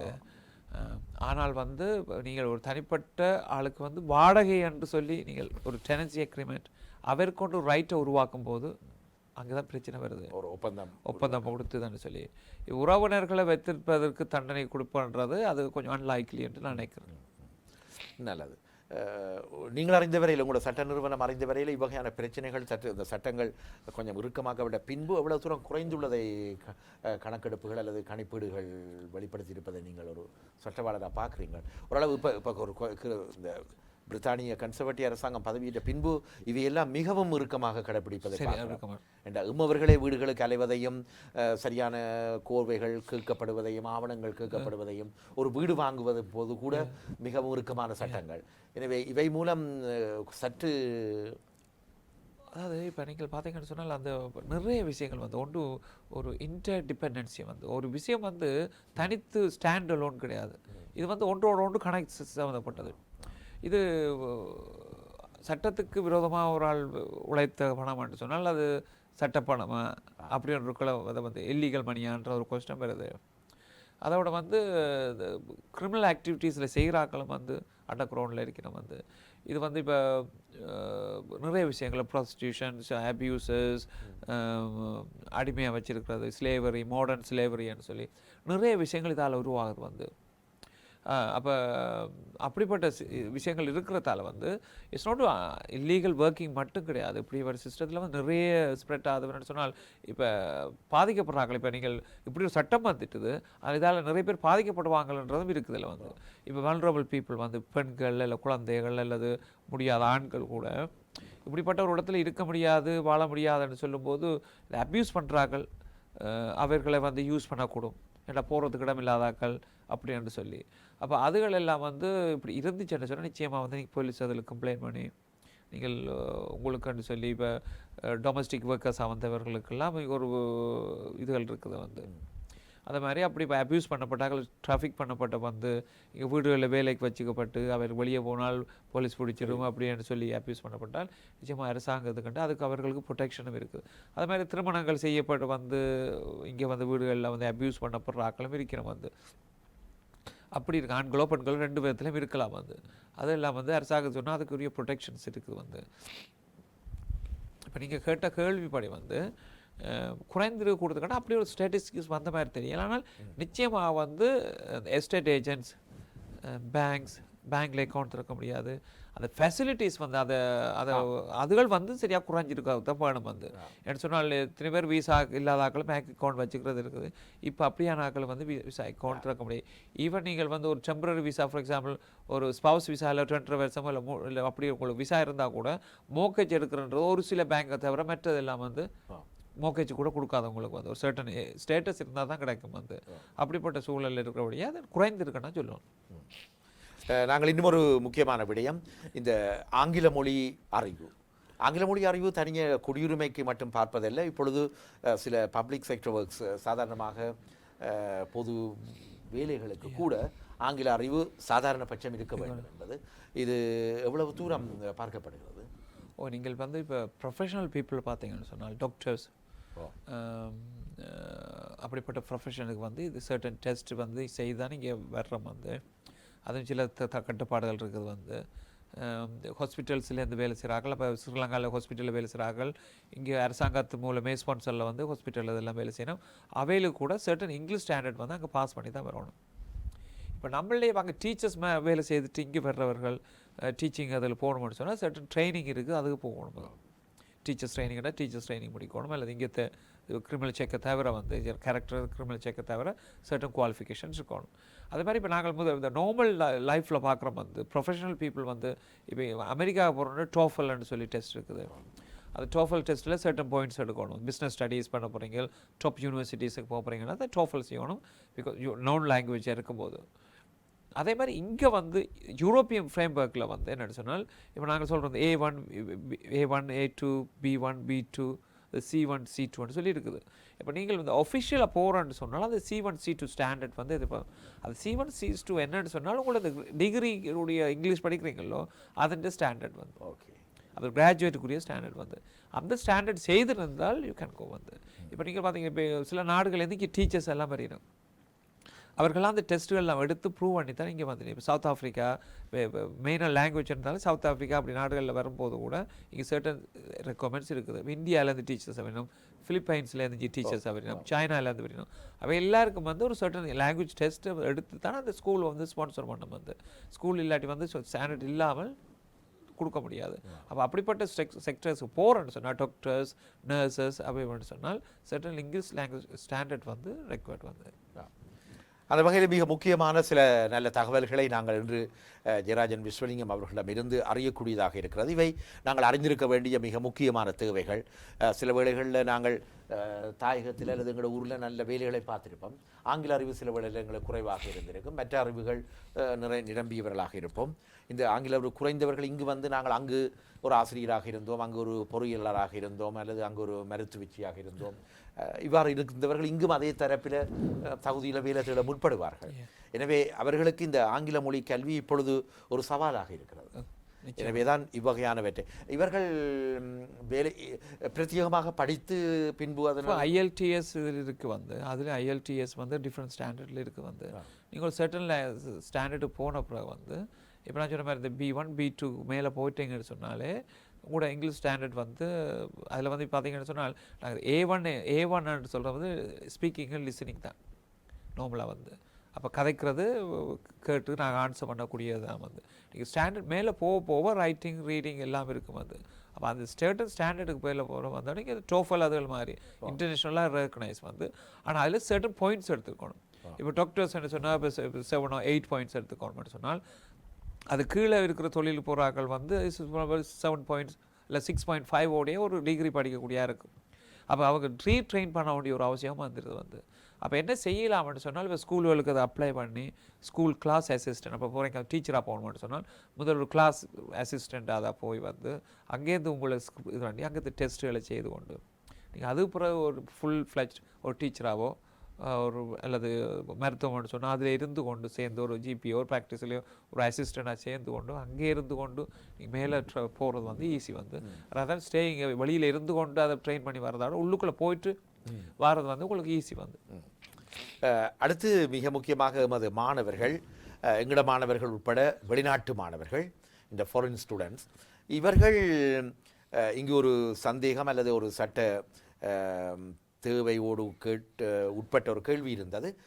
சாதாரணமாக இங்கு வந்து படித்த மாணவர்கள் அல்லது அனுமதி பெற்று படித்த மாணவர்கள் எதிர்காலத்தில் அவர்களுடைய நிலை அல்லது உரிமை நிலை ஒரு குடிவரவாளர்கள் அல்லது குடியிருப்பாளர்களுக்கான நிலையோடு ஒப்பிடக்கூடிய வாய்ப்பு இருக்கின்றதா இமிக்ரெண்ட்டாக? இப்போ வந்து ஸ்டூடெண்ட்ஸை பார்த்தீங்கன்னு சொன்னால் 5 வருஷம் நீங்கள் Tier 4ல் படிக்கலாம் மேக்ஸிமம் வந்து. Tier 4 ஸ்டூடெண்ட்ஸ் அதுக்கு பிறகு you expected to go back வந்து. அப்போ மாணவர்களுக்கு வந்து நிரந்தர வதிப்பிடத்துக்குரிய வழி வந்து மாணவர்கள் Tier 4 செக்ஷனுக்கு இல்லை. அப்போ அதை ரினியூ பண்ணுறான்னு சொன்னால் வேறு கேட்டகரிஸ் இருக்குது வந்து. அதுக்கு யூனிவர்சிட்டி வந்து அதை கொடுக்குற அட்மிஷன் க்ரைட்டரியா வித்தியாசம். இப்போ நிறைய யூனிவர்சிட்டிஸ் வந்து ஒரு ரிச்சிட்டாக இருக்கிறேன். ஏன்னா உங்களுக்கு தெரியும் வந்து ஒரு யூனிவர்சிட்டி வந்து கொஞ்சம் காலத்துக்கு முதல்லாம் இதெல்லாம் கேன்சல் பண்ணப்பட்டது. ரீசன்ஸ் வந்து சரியான செக்ஸ் எல்லாம் செய்யலைன்னு சொல்லி. அதால் அந்த 5 வருஷத்துக்கு மேலே நீங்கள் ரினியூ பண்ணும்போது PhD போயிடும் வந்து இதாங்க. அப்போ யூஆர் ஸ்விட்சிங் கேட்டகரிஸ் வந்து அந்த Tier 4 ஸ்டூடெண்ட்ஸாக இருந்தேன்னு சொன்னால் அது ஒரு டெம்பரரி இமிக்ரேஷன் தான் உங்களுக்கு வந்து. டெம்பரரி இமிக்ரேஷன் வந்து அதுக்கு பிறகு வந்து they have to go back to the country. அதைத்தான் இப்போ இருக்கிற அரசாங்கம் வந்து மெயின்டைன் பண்ண விரும்புது. they don't want to set a way to settle here as a student வந்து. ஆனால் யூ கேன் ஸ்விட்ச் கேட்டகரிஸ் வந்து. இப்போ நீங்கள் ஒரு இன்வெஸ்டராக வரலாம், என்டர்பிரனராக வரலாம், ஃபார் எக்ஸாம்பிள் பிறகு PhDக்கு ரிசர்ச்சுக்குள்ளே போகலாம். அப்படிப்பட்ட வேலையில் செய்யும்போது நீங்கள் ஸ்விட்ச் பண்ணி வேறு வசிக்கிறதுக்கு பார்த்தீங்கன்னா உங்களுக்கு தெரியும். இப்போ ஸ்டூடெண்ட்ஸ் கேட்டகரியில் காலேஜஸ் அதுகளுக்கு போனால் உங்களுக்கு வந்து ஒர்க்கிங் ரைட் இருக்காது வந்து. நீங்கள் ப்ராப்பராக ஒரு டிகிரி வந்து ஒரு யூனிவர்சிட்டியில் செய்யும்போது அந்த 20 hours but you can do it வந்து. நார்மல் காலேஜஸ் இல்லை ப்ரைவேட் இதுலாம் போனாலும் உங்களுக்கு ஒர்க்கிங் ரைட்ஸ் இல்லை. இப்போ நிறைய காலேஜஸ் வந்து thousands of colleges வந்து ஷட் டவுன் வந்து என்னடா ஃபாரின் ஸ்டூடெண்ட்ஸ் வந்து இதில் பிரயோசனம் இல்லை. குறிப்பாக இப்பொழுது வெளிநாட்டு மாணவர்களுக்கான அனுமதி, இலங்கை மாணவர்களுக்கான அனுமதிகள் எந்தளவு குறைந்த அல்லது கூடி காணப்படுவதை பார்க்குறோம், அல்லது ஏதாவது அனுமதியில் சட்டங்கள் இருக்கப்பட்டுள்ளதாக இருக்குது? இன்டர்வியூ அதுகள்னு சொல்லி இப்போ கொண்டு வந்திருக்கிறோம் வந்து. இப்போ ஷாம் மேரேஜஸ் மாதிரி அந்த காலேஜஸும் வந்து ஷாம் காலேஜஸ் வந்து நிறைய இருந்தது வந்து. மற்றது அங்கே அந்த ஸ்டூடெண்ட்ஸுக்கு வந்து இங்கிலீஷ் லாங்குவேஜ் அதில் பிரச்சனை இருக்கும். அந்த ஸ்டாண்டர்ட் இல்லாமலே ஆக்களை வந்து இப்போ போர்டரில் வச்சு திருப்பி அனுப்புகிறோம். ஃபார் எக்ஸாம்பிள் ஏர்போர்ட்டில் வச்சு கதைச்சிட்டு யூஆர் நாட் ஜென்யூன் ஸ்டூடெண்ட்ஸ் அனுப்புறது பதிலாக வந்து இன்டர்வியூகளில் வச்சு வந்து வெட்டிங் பண்ணி தான் இதை கொடுக்கணும் வந்து. அப்போ இது ஒரு சேலஞ்ச் தான் வந்து. இப்போ வந்து நீங்கள் ப்ராப்பராக ஒரு யூனிவர்சிட்டியில் அப்ளிகேஷன் போட்டு ப்ராப்பராக அவங்களுக்கு வந்து IELTS அதில் எடுத்து இப்போ IELTS வந்து அந்த இது இங்கிலீஷ் லைஃப் இந்த UK மாதிரி லைஃப் வந்து UK டெஸ்ட் செய்து அப்புறம் அந்த IELTS வந்து செக்யூர் கன்சோர்ட் இது செய்து அந்த ஸ்பவுஸ் விசாக்களுக்கு வர மாதிரி உங்களுக்கு IELTS வந்து இப்போ அது அங்கேயே இருக்குது வந்து. இவங்க செய்து வந்து இப்போ ஸ்டூடெண்ட்டாக வரான்னு சொன்னால் அந்த டெஸ்ட் செய்தீங்கன்னு சொன்னால் ஈஸி வந்து. சாதாரணமாக இன்னும் ஒரு அது எவ்வளவு தூரம் பொருத்தமான கேள்வி என்று எண்ணவில்லை.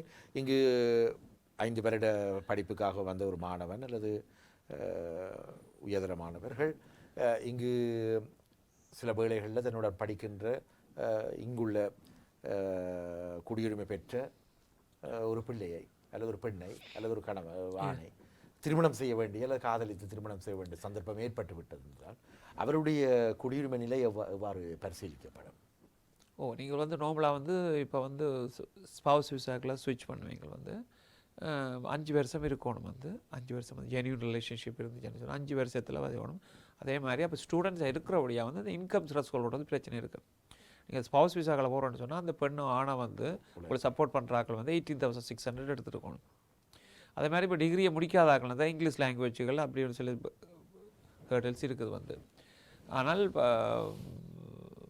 அந்த ரெஜிஸ்ட்ரேஷன் செய்யும்போது கூட உங்களுக்கு ஒரு சர்டன் ஸ்டேட்டஸ் உள்ள ஆக்களுக்கு வந்து டிஃப்ரெண்ட் செக்ஸில் இருக்குது. ஐ திங்க் வந்து இப்போ ஒரு 70 டேஸுக்கிட்ட எடுக்கும் வந்து உங்களுக்கு அப்ரூவல் கிடைக்கிறதுக்கு வந்து சர்டன் கேட்டகரி 28 டேஸ் வந்து சிலருக்கு வந்து. அப்போ ஹோம் ஆஃபீஸுக்கு அனுப்பி இதில் ஏதாவது ஷாம் இருக்குதா, இதில் பிரச்சனைகள் இருக்குதான்னு சொல்லி ஹோம் ஆஃபீஸ் வந்து கிளியரன்ஸ் கொடுத்த பிறகு தான் உங்களுக்கு வந்து நார்மலாக கொடுப்பினோம் வந்து அந்த இது வந்து மாரி பண்ணுறதுக்கு. நல்லது. நாங்கள் இன்னும் ஒரு மிக முக்கியமான விடயத்துக்கு செல்ல இருக்கிறோம். அதாவது இந்த ஐரோப்பிய யூனியனிலிருந்து பிரித்தானியா விலகுவதற்கான பேச்சுவார்த்தைகள் அடுத்த வருட ஆரம்பத்திலே இடம்பெற இருக்கின்றது. இப்பொழுது அதற்கான ஆரம்பகட்ட வேலைகள் இடம்பெற்றுக் கொண்டிருக்கிறது. இருப்பினும் ஐரோப்பிய யூனியன் என்று சொல்லக்கூடிய பல நாடுகளில் இருந்து பிரான்ஸ், ஜெர்மனி, வேறு ஸ்வீடன், வேறு நாடுகளில் இருந்து கூட இங்கு வந்து குடியேறியிருப்பவர்கள், இங்கு வந்து நீண்ட காலம் குடியேறியவர்கள், பிள்ளைகளை படிப்பித்து நீண்ட காலம் இங்கு ஈடுபடுபவர்கள், அல்லது வீடுகளை, சொத்துக்களை, கடைகளை வாங்கியவர்கள், இதனால் எவ்வாறு சாதகமான பாதகமான விளைவுகளை எதிர்கொள்வார்கள் என்ற ஒரு எதிர்பார்ப்பு இருந்தது. இப்பொழுது ஒரு சில முடிவுகள் வெளிவர தொடங்கியிருக்கின்றன. ஒருவேளை இப்படியாக அமையலாம் என்ற ஒரு எதிர்பார்ப்பும் இருக்கிறது. இவை தொடர்பாகவும் நாம் உரையாட இருக்கின்றோம்.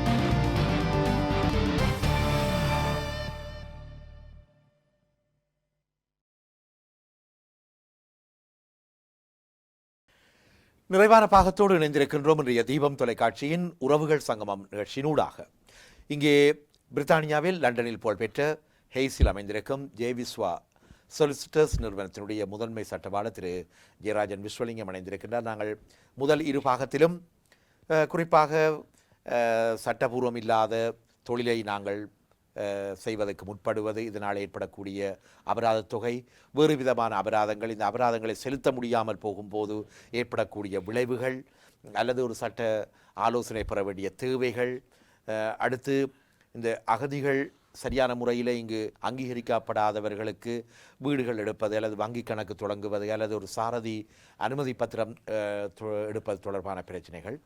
குறிப்பாக ஆங்கில மொழி கல்வி இன்று குடியுரிமை பெறுவதற்கு மிக முக்கியமான ஒரு கருப்பொருளாக இருக்கிறது. அதுக்கு மேலாக இங்கு நல்ல தொழிலை எடுப்பதற்கு கூட சாதாரணமாக ஒரு பேருந்து ஓட்டுநர், பஸ் சாரதி அனுமதி பத்திரம் பெறுவதற்கு கூட மிகுந்த நாலேஜ் பார்ப்பதாக கேள்வி.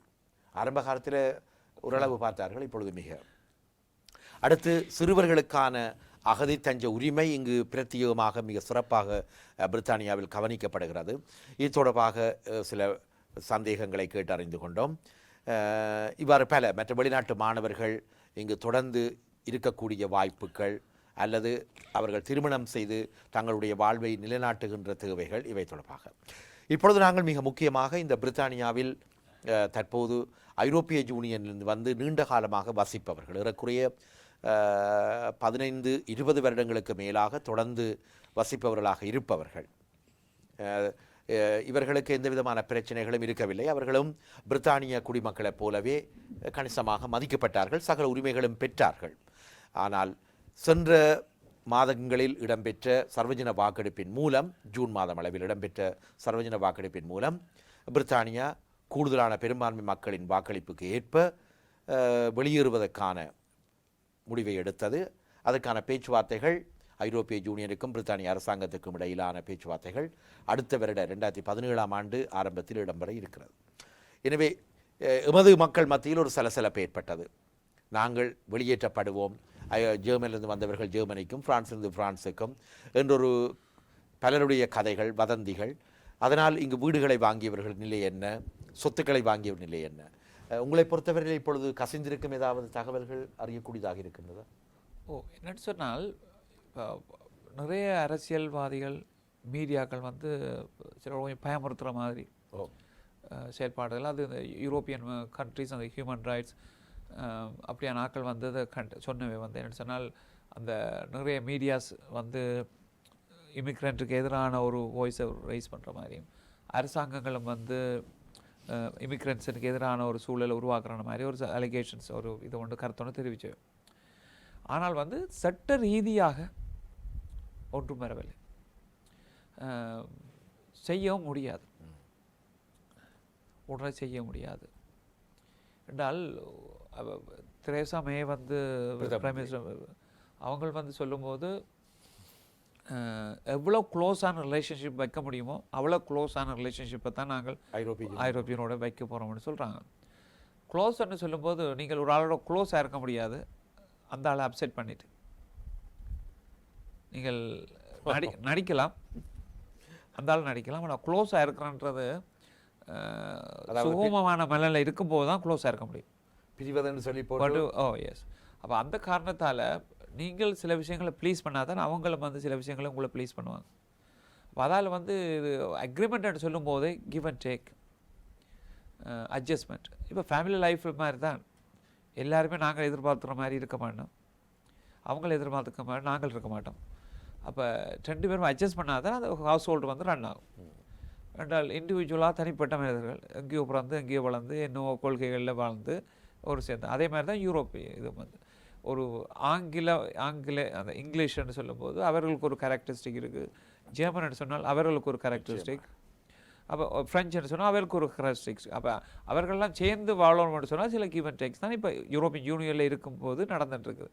பிரிஞ்சு பிறகு சேர்ந்து நெய்பர்ஸாக இருக்கும்போது அதுக்கும் அது சில கிவ் அண்ட் டேக் தான் வந்து. அப்போ முழுதாக வந்து யூரோப்பியன் நாட்டிலேருந்து வந்தவர்களை பாதிக்கிற மாதிரியோ இது சட்டங்கள் வர்றதுக்கு வாய்ப்புகள் குறைவு வந்து. ஏன்னா நீங்கள் வந்து உலகத்துக்கு வந்து உங்களோட டோரை வந்து ஃபுல்லாக க்ளோஸ் பண்ண முடியாது. நீங்கள் திறந்து விடலாம், இல்லாது திறந்து விடாமல் திறந்து விடலாம். அதாவது உங்களுக்கு கதவை மூடலாம், ஆனால் திறந்து வர்றாக்களை பார்த்து செக் பண்ணி விடணும் வந்து. நீங்கள் ஃபுல்லாக க்ளோஸ் பண்ண முடியாது. திறந்து விடுறான்னு சொன்னால் அதுக்கு ஒரு க்ரைட்டேரியா வேணும். இப்படி ஃபுல்லாக்கள்லாம் வரலாம் அப்படின்னு சொல்ல முடியும். ஃபுல்லாக க்ளோஸ் பண்ண முடியாது. என்ன சொன்னால் பிரிட்டன் வந்து ஒரு சர்வீஸ் செக்டர் கண்ட்ரி வந்து. இப்போ சைனா மாதிரி ஒரு மாதிரி நாங்கள் நிறைய சாமான்கள் அடித்து எல்லா வந்து இப்போ சைனா மாதிரி நாடுகள் கிடையாது, ப்ரொடெக்டை பேஸ் பண்ணி இருக்குது. நாங்கள் இந்த ஹெவி இண்டஸ்ட்ரீஸ் வந்து இருக்குது வந்து. ஆனால் மற்றதில் பார்த்தீங்கன்னு சொன்னால் சர்வீஸ் இண்டஸ்ட்ரி தான் கூடுதலான இன்கம்மை கொண்டது வந்து. அப்படி இருக்கும்போது சர்வீஸ்ன்றது ஹியூமனாலாம் கொடுக்கப்படுறது.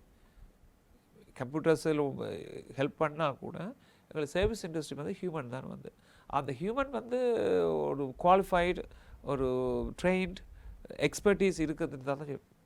அது வந்து இப்போ நீங்கள் இந்தியாலேயோ இல்லை ஸ்ரீலங்காலேயோ சைனாலேயோ அங்கே தான் எக்ஸ்பர்டீஸ் இருக்குன்னு சொல்லுவது.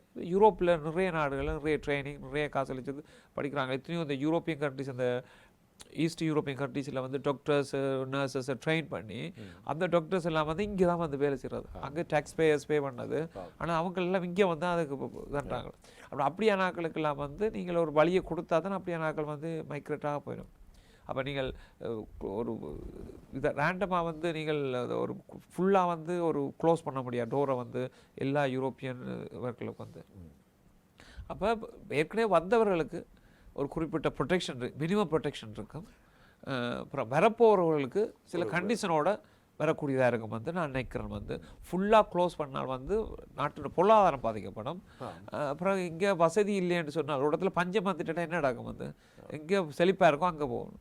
அப்போ எங்கள் நாடுகளில் வசதி இல்லைன்னு நாங்கள் இங்கே வந்தோம்னு சொன்னால், இங்கே வசதி இல்லைன்னா எங்கள் நாட்டில் வசதி இருந்தால் அங்கே போக பார்ப்போம். அப்போ இங்கேருந்து நிறைய ஆட்கள் வந்து வெளியேற ஒரு சூழலும் வரும். இப்போ நிறைய இன்கம் வேறு இல்லைன்னு சொன்னால், படித்தவர்களுக்கு சரியான வேலை வாய்ப்புகள் இல்லைன்னு சொன்னால் அவர்களும் வந்து இந்த பிரெயின் ட்ரெயின் மாதிரி ஆயிரும் வந்து. ஆட்கள் வந்து வெளியில் போகிறோம். இந்தியா மாதிரி பாடங்கள்லாம் அப்பெல்லாம் கழிப்படும் போது நிறைய படித்த டாக்டர்ஸ் அப்படிலாம் வந்து வெளிநாடுகளுக்கு போனார்கள், வேலை செய்கிறார்கள் தான் சொல்லுவோம். இப்போ அதே மாதிரி இப்போ இங்கே இருந்து அந்த நாடுகளுக்கு போய் வேலை செய்கிற ஆட்கள் கூட இருக்கிறோம் வந்து. ஹைலி பெய்டு வேஜஸும் அதுகளும் இருக்குது வந்து. அப்போ அப்படிப்பட்ட சூழலால் வந்து நீங்கள் முற்றிலுமாக ஒரு கட்டுப்பாடை வந்து கொண்டு வர கஷ்டம் வந்து. அப்போ இமிக்ரேஷன் இருக்கும், சர்டன் கண்டிஷனோட அந்த இமிக்ரேஷன் இருக்கும்னு நான் நினைக்கிறேன். கூடுதலாக இந்த நீங்கள் சொன்ன மாதிரி இதுவரை வந்தவர்கள் இனி வரப்போகின்றவர்கள் அவர்களுக்கு இடையில் வித்தியாசமான சில உள்வாங்கல்கள் இருக்கும் என்றும், அதனிடம் இப்பொழுது இருந்தவர்கள் பிரித்தானிய குடிமக்களை போன்ற வசதிகளையே அனுபவித்துக் கொண்டிருந்தார்கள். சில வேளைகளில் பிரித்தானிய குடிமக்களுக்கு இங்கு விசேடமான உரிமைகள் இருக்கிறது. அதாவது ஒரு தொழிலை இழக்கும் போது அவருக்கு கொடுக்கப்படுகின்ற நன்கொடை பணம் அல்லது வேறு சமூக உதவி பணங்கள், அல்லது அவர்கள் சில வேளைகளில் தங்களால் இயங்க முடியாமல் போகும்போது வாழ்நாள் முழுவதும் கொடுக்கக்கூடிய உதவிகள், அல்லது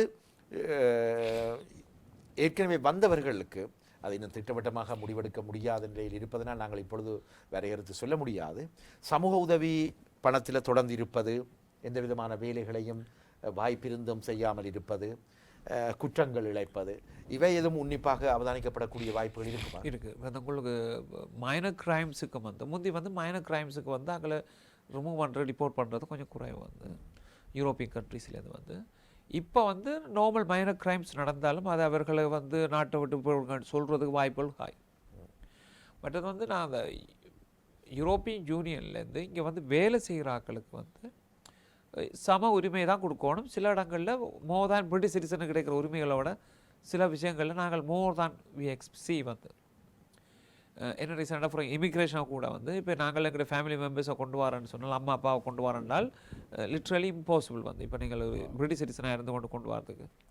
அதே இப்போ ஜெர்மன்லேருந்து வந்த ஆக்கள் வந்தேன்னு சொன்னால் தங்களோட parents so they have more favourable treatment and British citizen உங்களுக்கு இப்போ அதால் தான் அது நிறைய ஒரு கடினமான விஷயமா இப்போ அதை பார்க்கணும். அது ஒரு ஒன் ஆஃப் த ரீசன்ஸ் அதை பார்க்கணும் பிரிட்டிஷ் சிட்டிசனுக்கு அந்த லூப் போட்டு அடைச்சிட்டு இப்போ மற்ற யூரோப்பியன் நேஷனலுக்கு அப்படி கொண்டு வர கஷ்டம். இந்த ஸ்பவுஸ் விசாலேருந்து எல்லாம் உங்களுக்கு இங்கிலீஷ் லாங்குவேஜ் இல்லை, மினிமம் இன்கம் இல்லை, அது மாதிரி பேரண்ட்ஸை கொண்டு வர்றது, அதெல்லாம் நிறைய பெனிஃபிட்ஸ் இருக்குது கம்பேர்ட் டு பிரிட்டிஷ் சிட்டிசன்ஸ் இந்த டிபெண்டன்ஸ் அப்போ அப்படி ஒரு சட்டம் வந்துச்சுன்னு சொன்னால் டிஃபைன் பண்ணி சொல்லி நம்ம இப்படிப்பட்ட பெனிஃபிட்டை நீங்கள் எடுக்கலாம், இவ்வளோ காலத்துக்கு நீங்கள் வேலை செய்திருந்தால் தான் இதை எடுக்கலாம். ஃபார் எக்ஸாம்பிள் இந்த டிசேபிள் பீப்புள் எல்லாம் இப்போ 2 இயர்ஸாக நீங்கள் இங்கே வேலை செய்து சப்சிக்வெண்ட்டாக பெர்மனன்ட் இன்கெப்பாசிட்டேட்டட் வந்தால், அதாவது வேலை செய்ய முடியாது உங்களுக்கு சொல்லி மெடிக்கல் சர்டிஃபிகேட் இருந்துன்னு சொன்னால் நீங்கள் இங்கே இருக்கிற பதவி உரிமையை எடுக்கலாம், பெர்மனன்ஸுக்கு அப்ளை பண்ணலாம். ஆனால் அது லெஸ் தேன் 2 இயர்ஸ் 24 மந்த்ஸுக்குள் முதலே உங்களுக்கு வளர்ந்துட்டால் சிலவில் உங்களுக்கு அப்படிப்பட்ட உதவி பணங்களை எடுக்கிறது கஷ்டம், அல்லது உங்களுக்கு அப்ளை பண்ணி நிறைய பேர் எடுக்கணும் அந்த பெர்மனன்ட் ரெசிடென்சி என்று எடுக்கிறது ஒரு கொஸ்டனாக வந்துடும் அப்போ அது ஒரு லிம்போ உங்களுக்கு என்ன நடக்கும்னு சொல்லி தெரியாது அதே மாதிரி கிரிமினல் ரெக்கார்ட் உள்ளாக்கள் கண்டிஷன்ஸ் வரலாம் எப்படின்னு சொன்னால் இப்போ சர்டன் மந்த்ஸுக்கு மேலே உங்களுக்கு இது வந்துச்சுன்னு சொல்லி சென்டென்ஸ் வந்துச்சுன்றால் ஈவன் சஸ்பெண்டட் சென்டென்ஸ் வந்தாலும் you will be force to leave the கண்ட்ரின்னு சொல்லி. ஏன்னா நிறைய பர்க்லரிஸ் இப்படி சில விஷயங்கள்லாம் நடந்துட்டுருக்குது நிறைய ஒரு குறிப்பிட்ட சார்பார் அதில் பிடிபட்டிருக்கலாம், அல்லது கிரைம்ஸில் இன்வால்வ் ஆகலாம். அப்படிப்பட்ட சூழல் இருக்கிறதால அந்த கிரைம் ரேட்டை குறைக்கிறதுக்காக அவர்கள் இப்படி கொண்டு வந்தால் டிசிப்ளின் நாட்டை விட்டு வெளியேற்றினா திரும்ப வர முடியாத ஒரு சூழல் வருமில்ல, அந்த பயத்திலேயாவது சட்டத்தை மதித்து நடப்பார்கள் என்ற ஒரு கண்டிஷன் வரலாம். இந்த கிரைம் ரேட்டை குறைக்கிறதுக்கு அப்படி நடக்கிறதுக்கு வாய்ப்புகள் இருக்குது. நல்லது. எனவே மிக முக்கியமான தேவைகளை நாங்கள் அறியக்கூடியதாக இருந்தது. இப்பொழுது உத்தியோகபூர்வமான ஒரு தகவலாக எந்த விதமான பெரும் மாற்றங்கள் நிகழாது என்றொரு அடிப்படையிலான செய்தியும் வெளிவந்திருக்கிறது. அதாவது பிரித்தானியாவில் இருக்கின்ற ஏற்கனவே குடியேறி இருக்கின்ற நீண்ட காலம் வாழ்கின்ற ஐரோப்பிய யூனியன் குடிமக்களுக்கும், அதே நேரம் இங்கிருந்து சென்று ஐரோப்பிய யூனியனில் வாழ்கின்ற பிரித்தானிய குடிமக்களுக்கும் பெரிதளவில் எந்த விதமான மாற்றங்களும் ஏற்படுத்துவதற்கு சாத்தியமில்லை இந்த வாக்கெடுப்புக்கு பின்னர், என்ற சர்வஜன வாக்கெடுப்பின் பின்னர் என்பதை மந்திரிகள் சபையில் இருந்து கிடைத்த ஒரு ஸ்டேட்மெண்ட் அறிக்கை தற்பொழுது அண்மையிலே வெளிப்படுத்தி நிற்கின்றது. இது தொடர்பாக மேலதிகமான விவரங்களை காலக்கிரமத்தில் எமது சட்டவாளரிடம் இருந்து அடுத்தடுத்த காலங்களில் நாம் பகிர்ந்து கொள்ளலாம். உங்களுக்கும் தேவையானவற்றை நீங்கள் இந்த நிகழ்ச்சிகளின் மூலம் கேட்டறிந்து கொண்டு தெளிவான நம்பகத்தகுந்த உண்மைகளை பெற்றுக்கொள்வது அவசியம். மற்றவர்கள் சொல்கின்றார்கள், மற்றவர்கள் கதைக்கின்றார்கள் என்ற அடிப்படையில் நாங்கள் வீணாக மனதை அலட்டாமல் அல்லது அவற்றுக்கு நாங்கள் செல்லாமல் தகுந்த முறைப்படி வழங்குகின்ற ஆலோசனைகளை பெற்று அவற்றின் மூலம் எங்களுடைய திட்டங்களை நிறைவேற்றுவது பொருத்தமாக இருக்கும். அடுத்து நாங்கள் ஒரு சட்டவாளர் என்ற முறையில் ஒரு சில விடயங்களை நாங்கள் கேட்பதற்கு விளைகின்றோம். நீங்கள் நீண்ட காலம் இங்கு சட்டத்தை படித்து இங்குடைய பிரித்தானிய சட்டத்தினுடைய நுணுக்கங்களை அறிந்து ஒரு சட்ட நிறுவனத்தை இன்று நடத்தி வருகின்ற ஒரு இளம் தலைமுறையினர் என்பது மிக மகிழ்வுக்குரிய விடயம். குறிப்பாக இந்த தண்டனைகள் வழங்கப்படுவது, குறிப்பாக பாரிய குற்றங்கள் செய்தவர்கள், உதாரணமாக ஒரு சிறுமியை கற்பழித்தவர் அல்லது பாலியல் தொல்லை கொடுத்தவர், இவர்களை எவ்வளவோ கஷ்டப்பட்டு பிடிப்பார்கள். நீண்ட இடைவேளைக்கு பின்பு பிடிப்பார்கள், கைது செய்வார்கள், மிகுந்த சிரமம் எடுப்பார்கள். ஆனால் அவர்களுக்கு வழங்கப்படுகின்ற தண்டனை ஒரு கேட்பதற்கு வியப்பாக இருக்கும். நாங்கள் எதிர்பார்த்தது போல இருக்காது. குறைந்தது 8 ஆண்டுகள் கடூழிய சிறை தண்டனை என்று சொல்வார்கள். சில வேளைகளிலே குறைந்த தண்டனை பெற்றவர்கள், இந்த குறைந்த குற்றங்கள் செய்தவர்கள் நீண்ட கால தண்டனையை பெறுவார்கள். இதுக்கு சட்டவாளர்களுடைய வாத திறமை அல்லது சட்ட நுணுக்கங்களை கையாண்ட திறமை எது அடிப்படையாக அமைந்திருக்கு? இல்லை, எல்லாம் நீங்கள் சொல்கிறது ஆல் ஆஃப் த எபோவ்னு சொல்கிறோம் இல்லை, வந்து எல்லாம் அப்ளை ஆகுது. அதே நேரத்தில் இப்போ பார்த்தீங்கன்னு சொன்னால் நீங்கள் இந்த ஸ்கேண்டல்ஸ் வந்து இப்போ பிபிசி அதில் இன்வால்வ் ஆனது, அது மோசடிகள் அதில்னு சொல்லி நிறைய சேவல் அந்த கேஸ் எல்லாம் பார்த்துருப்பீங்க. அப்போ அப்படிப்பட்ட சூழலில் வந்து ஆக்களோட பயஸ் அல்லது ஒரு க்ரைமாக வந்து இப்போ நீங்கள் இப்போ சண்டை கொடுக்கும்போது அவர்களுடைய மெடிக்கல் கண்டிஷன், அவர்களுடைய மென்டல் ஸ்டேட்டஸ் வந்து மற்றது அவர்கள் போலீஸோட ஒத்துழைச்ச விதங்கள் அப்படின்னு நிறைய ஃபேக்டர்ஸ் இருக்குது வந்து ஒரு க்ரைமை வந்துன்றதுக்கு. ஏர்லி ப்ளீடிங் வந்து ஃபார் எக்ஸாம்பிள் அதை அக்செப்ட் பண்ணி ஏர்லியாக நீங்கள் ப்ளீ பண்ணிட்டீங்கன்னு சொன்னால் உங்களுக்கு அது ப்ளீ பாகேன் மாதிரி ஒரு டிடக்ஷன் கிடைக்கலாம் வந்து. அப்போ ஒரு ஆள் வந்து கடைசி வரைக்கும் இல்லையான்னு டிஃபெண்ட் பண்ணுறதுக்கும் என்ன சொன்னால் பப்ளிக் ஃபண்ட்ஸ் வந்து பப்ளிக்ன மணி வந்து இப்படிப்பட்ட கேஸுகள் மில்லியன்ஸ் ஆஃப் பவுண்ட்ஸ் வந்து செலவாகுது வந்து. அப்போ அப்படிப்பட்ட நிறைய விஷயங்களை பார்க்கலாம். இப்போ ஒரு 75-80 இயர்ஸ் சொல்கிற ஆள் வந்து நீங்கள் அடுத்து 20 இயர்ஸுக்கு போட போகிறான்னு சொல்கிறது அது மனித உரிமைகள்னு சொல்லி அதில் ஒரு சின்ன பிரச்சனை மென்டலாக வந்து இஸ் பாசிபிள்னு சொல்லி அப்படிப்பட்ட நிறைய ஃபேக்டர்ஸை பார்த்து தான் வந்து செய்யணும் வந்து. மற்றது வந்து சட்டம் சொல்லுது இப்படிப்பட்ட குற்றத்துக்கு இவ்வளோ தண்டனை என்று சொல்லுது வந்து. சட்ட புத்தகம் வந்து வரையறுக்கும் போது அந்த இதுக்குள்ளான் கொடுக்க முடியும். அப்போ கோர்ட்டும் வந்து அந்த டைரக்ஷன் அந்த சென்டென்சிங் கைடன்ஸை பார்த்து இப்போ மேஜிஸ்ட்ரேட் கோர்ட்டு போனீங்கன்னா சொன்னால் அவர்களுக்கு ஒரு சென்டென்சிங் கைடன்ஸ் இருக்குது. அப்போ அதேமாதிரி கிரவுண்ட் கோர்ட்டில் இருக்கிற ஆக்களுக்கு வந்து இந்த ஃபேக்டர்ஸை பார்க்கணும், நீங்கள் இப்படி தான் சென்டென்சிங் கொடுக்கணும்னு இருக்குது. அப்போ அவர்களுக்கு அதுக்கு மேலே அது போக முடியாது. அப்போ ஒரு அவர்கள் வந்து நிறைய ஃபேக்டர்ஸை பார்த்து தான் வந்து ஒரு சில விஷயங்களை சென்டென்சிங் கொடுக்கணும் வந்து. அப்போ அதால் வந்து சில எவ்வளோ ஆச்சரியப்படக்கூடியதாக இருக்கும். நிறைய குற்றங்களை செய்தாக்கள் கூட இப்போ அன்ரேஜாக இருக்கும்போது வயது குறைந்தவர்கள் பெரிய குற்றங்களை செய்யும்போது கொலையோ இல்லை அப்படிப்பட்ட இதில் செய்யும்போது அவர்களுடைய தண்டனைகளை பார்த்தீங்கன்னு சொன்னால் சிலர் 15 வருஷம் கொடுத்துருப்பினோம், சிலர் வந்து பேக் டு பேக்காக கொடுத்துருப்பினோம். ஒரே தடவையில் சேவ் பண்ணுறபடியாக அது வந்து குறைவாக தெரியும் வந்து எங்களுக்கு. அது நிறைய ஃபேக்டர்ஸ் இருக்கும். எங்களுக்கு வெளியிலேருந்து பார்க்குறவர்களுக்கு வந்து அந்த பர்டிகுலர் கேஸை பற்றிய டீட்டெயில் வந்து எங்களுக்கு தெரியாமல் இருக்கிறதால சில சர்ப்ரைசிங்காக இருக்கும். நிறைய பேர் வந்து அப்படி சில விக்டிம்ஸ் ஃபேமிலிஸ் வந்து அதை ஃபீல் பண்ணியிருக்கணும். இப்போ தண்டனை கொடுக்கும்போது இது போதாது, ஒரு லாஃபபிள்ன்ற மாதிரின்னு சொல்லிடணும். ஆனால் வந்து அந்த ஜட்ஜஸ் வந்து கொடுக்குறவர்களுக்கு தான் வந்து எல்லா ஃபேக்டர்ஸையும் பார்த்து எல்லா விஷயங்களையும் ஆராய்ந்து தான் தண்டனை கொடுக்க வேண்டியிருக்கு வந்து. அவருக்கு ஒரு கைடன்ஸ் இருக்குது. நீங்கள் நார்மலாக பார்த்தீங்கன்னு சொன்னால் இப்போ ஒரு சில ஸ்ட்ரிக்ட் லயபிலிட்டிஸ் இருக்குது. இப்போ ட்ரிங்க் டிரைவர்னு சொன்னால் உங்களுக்கு 1 இயர் குறிப்பிட்ட லெவலுக்கு வந்து அது 37க்கு மேலே போய்ட்டு பிரெத் லெவல்னு சொன்னால் உங்களுக்கு இத்தனை 12 months அல்ல 2 இயர்ஸ்ன்னு சொல்லி ஃபிக்ஸாக கொடுக்கணும். அதுக்கு சென்டென்சிங் கைடன்ஸில் கொடுத்துருக்கு இப்படி தான் சொல்லி. அது ஸ்ட்ரிக்ட் லயபிலிட்டிஸ் வந்து. ஸ்பீடிங்னு சொன்னால் 3 வந்து இது சில 100க்கு மேலே போயிட்டீங்கன்னு சொன்னால் அந்த ப்ரொபோர்ஷனாலிட்டி பார்க்கணும் வந்து. அதுலேருந்து பார்த்து வேறு அந்த லெவலுக்கு கூட நீங்கள் ட்ரை பண்ணிக்கிறோடைய உங்களை 6 வீக்ஸோ அல்லது 1 month 3 months பேன் பண்ணலாமோன்னு சொல்லி. சில பேன் பண்ணுறது மூலம் என்ன நடக்கும்னு சொன்னால் பேன் பண்ணிக்கணும்னு சொன்னால் மிச்சம் நோமலாக வந்து கூட பாயிண்ட்ஸ் எடுக்க மாட்டோம். சில பெனிஃபிட்ஸும் இருக்குது வந்து. அப்போ அந்த கைடன்ஸை பார்த்து தான் அவைகளுக்கு கொடுக்கப்பட்ட அந்த ட்ரைனிங் இதில் வச்சு தான் ஜட்ஜஸ் வந்து ஒரு முடிவெடுக்கணும். சில அந்த ஃபேக்டர்ஸ் எங்களுக்கு வந்து ஒரு பர்டிகுலர் நோமலாக நீங்கள் பார்த்தீங்கன்னா என்ன மாதிரி தான் அவருக்கு கேஸ் கொடுத்தவர் அவருக்கு விசா கிடைச்சிட்டு ஏன்னா கிடைக்கலையேன்னு சொல்கிறாங்க நிறைய பேர் இருக்கிறோம் வந்து. அவருக்கு விதை பிரச்சனை இருந்தது கிடைச்சிட்டேன்னு சொல்லி. ஆனால் வந்து அதில் சொல்லப்பட்ட ஒவ்வொரு வேர்டும் வந்து அது கேஸில் வந்து ஒரு முக்கியமான விஷயம் வந்து நாங்கள் என்ன சொன்னாங்க ஹோம் ஆஃபீஸுக்கான்னு சொல்லி. ஆனால் நிறைய பேர் வந்து சொல்கிறது என்ன மாதிரி தான் அவர் வந்தவர் அவருக்கு கிடைச்சிட்டு நான் கிடைக்கலன்னு சொல்கிறேன். அதில் வந்து புரியுதில்ல உங்களுக்கு அந்த சொல்லப்பட்ட விஷயம் வந்து எங்களுக்கு உண்மையில் ஆழமாக தெரியாது.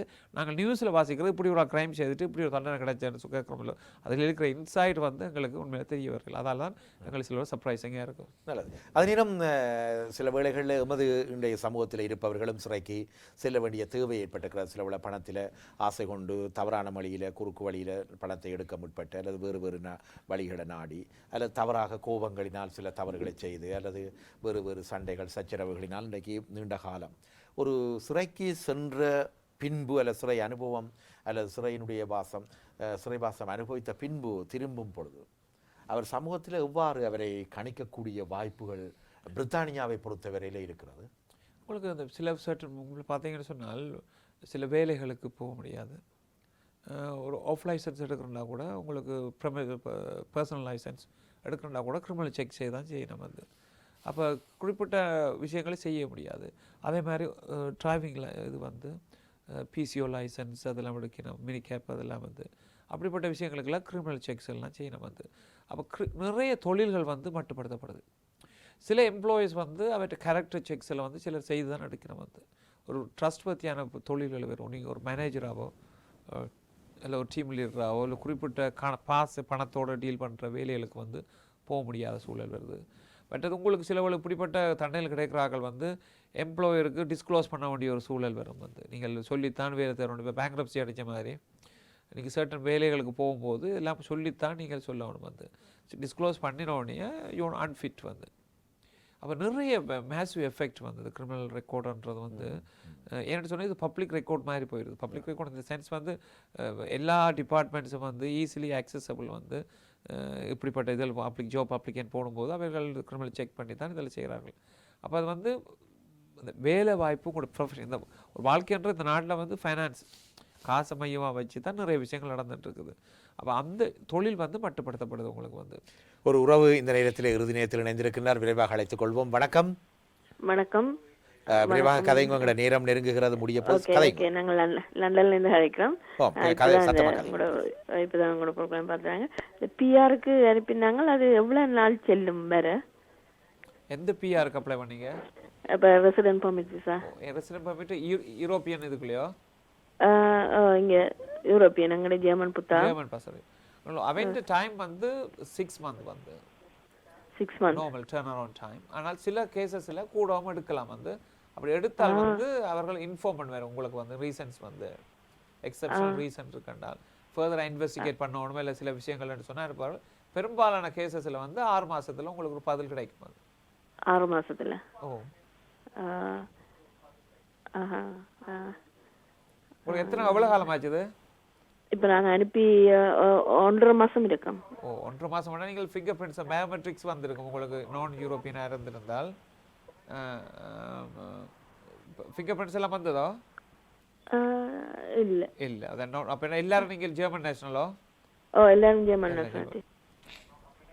அப்போ உங்களுக்கு அந்த சர்டிஃபிகேட் அப்ளிகேஷன் அல்லது நான் யூரோப்பியனாக இருந்தால் அது வந்திருக்கும். எல்லாரும் உங்களுக்கு வந்து அக்னாலஜ்மெண்ட் லெட்டர் தான் வந்துட்டு ஹோம் ஆஃபீஸ்லேருந்து. லெட்டர் ஒன்றும் வேற இல்லை. லெட்டர் வேற இல்லை கிடைச்சான்னு சொல்லி? இல்லை பேங்க்ல இருந்தா காசு எடுத்துருக்கேன். காசு எடுத்துருந்தேன். அவள் கிடைச்சிட்டு வந்து சூன் வந்து உங்களுக்கு ஒரு அக்னாலஜ்மெண்ட் வேறும் வந்து கன்ஃபார்ம் பண்ணி நீங்கள் அப்ளிகேஷன் போட்டுருக்கிறீங்கன்னு சொல்லி. என்னென்னு சொன்னால் இப்போ அந்த கூடுதலான யூரோப்பியன் அப்ளிகேஷன் நிறைய பேர் வந்து கொஞ்சம் பேனிக் ஆகிறதால நிறைய அப்ளிகேஷன்ஸ் வந்து போட்டிருக்கணும் வந்து. அதில் அவைகளுக்கு கொஞ்சம் ஒர்க் லோடல் கூடும். அதால் தான் சூன் வந்து உங்களுக்கு இப்போ நெக்ஸ்ட் வீக்குகளில் வந்து இப்போ ஸ்கூல் ஹாலிடேஸ் எல்லாம் வந்தபடியாக வந்து உங்களுக்கு நெக்ஸ்ட் வீக்கில் அடுத்த வீக்கில் ஹோம் ஆஃபீஸ்லேருந்து ஒரு அக்னாலஜ்மெண்ட் பேரும் வந்து அதுக்கப்புறம் 6 months எடுக்கும் வந்து. உங்களுக்கு மொத்தத்துக்கு 6 months அப்படியும் எடுக்கும் வந்து. ஓகே ஓகே ஓகே, நன்றி.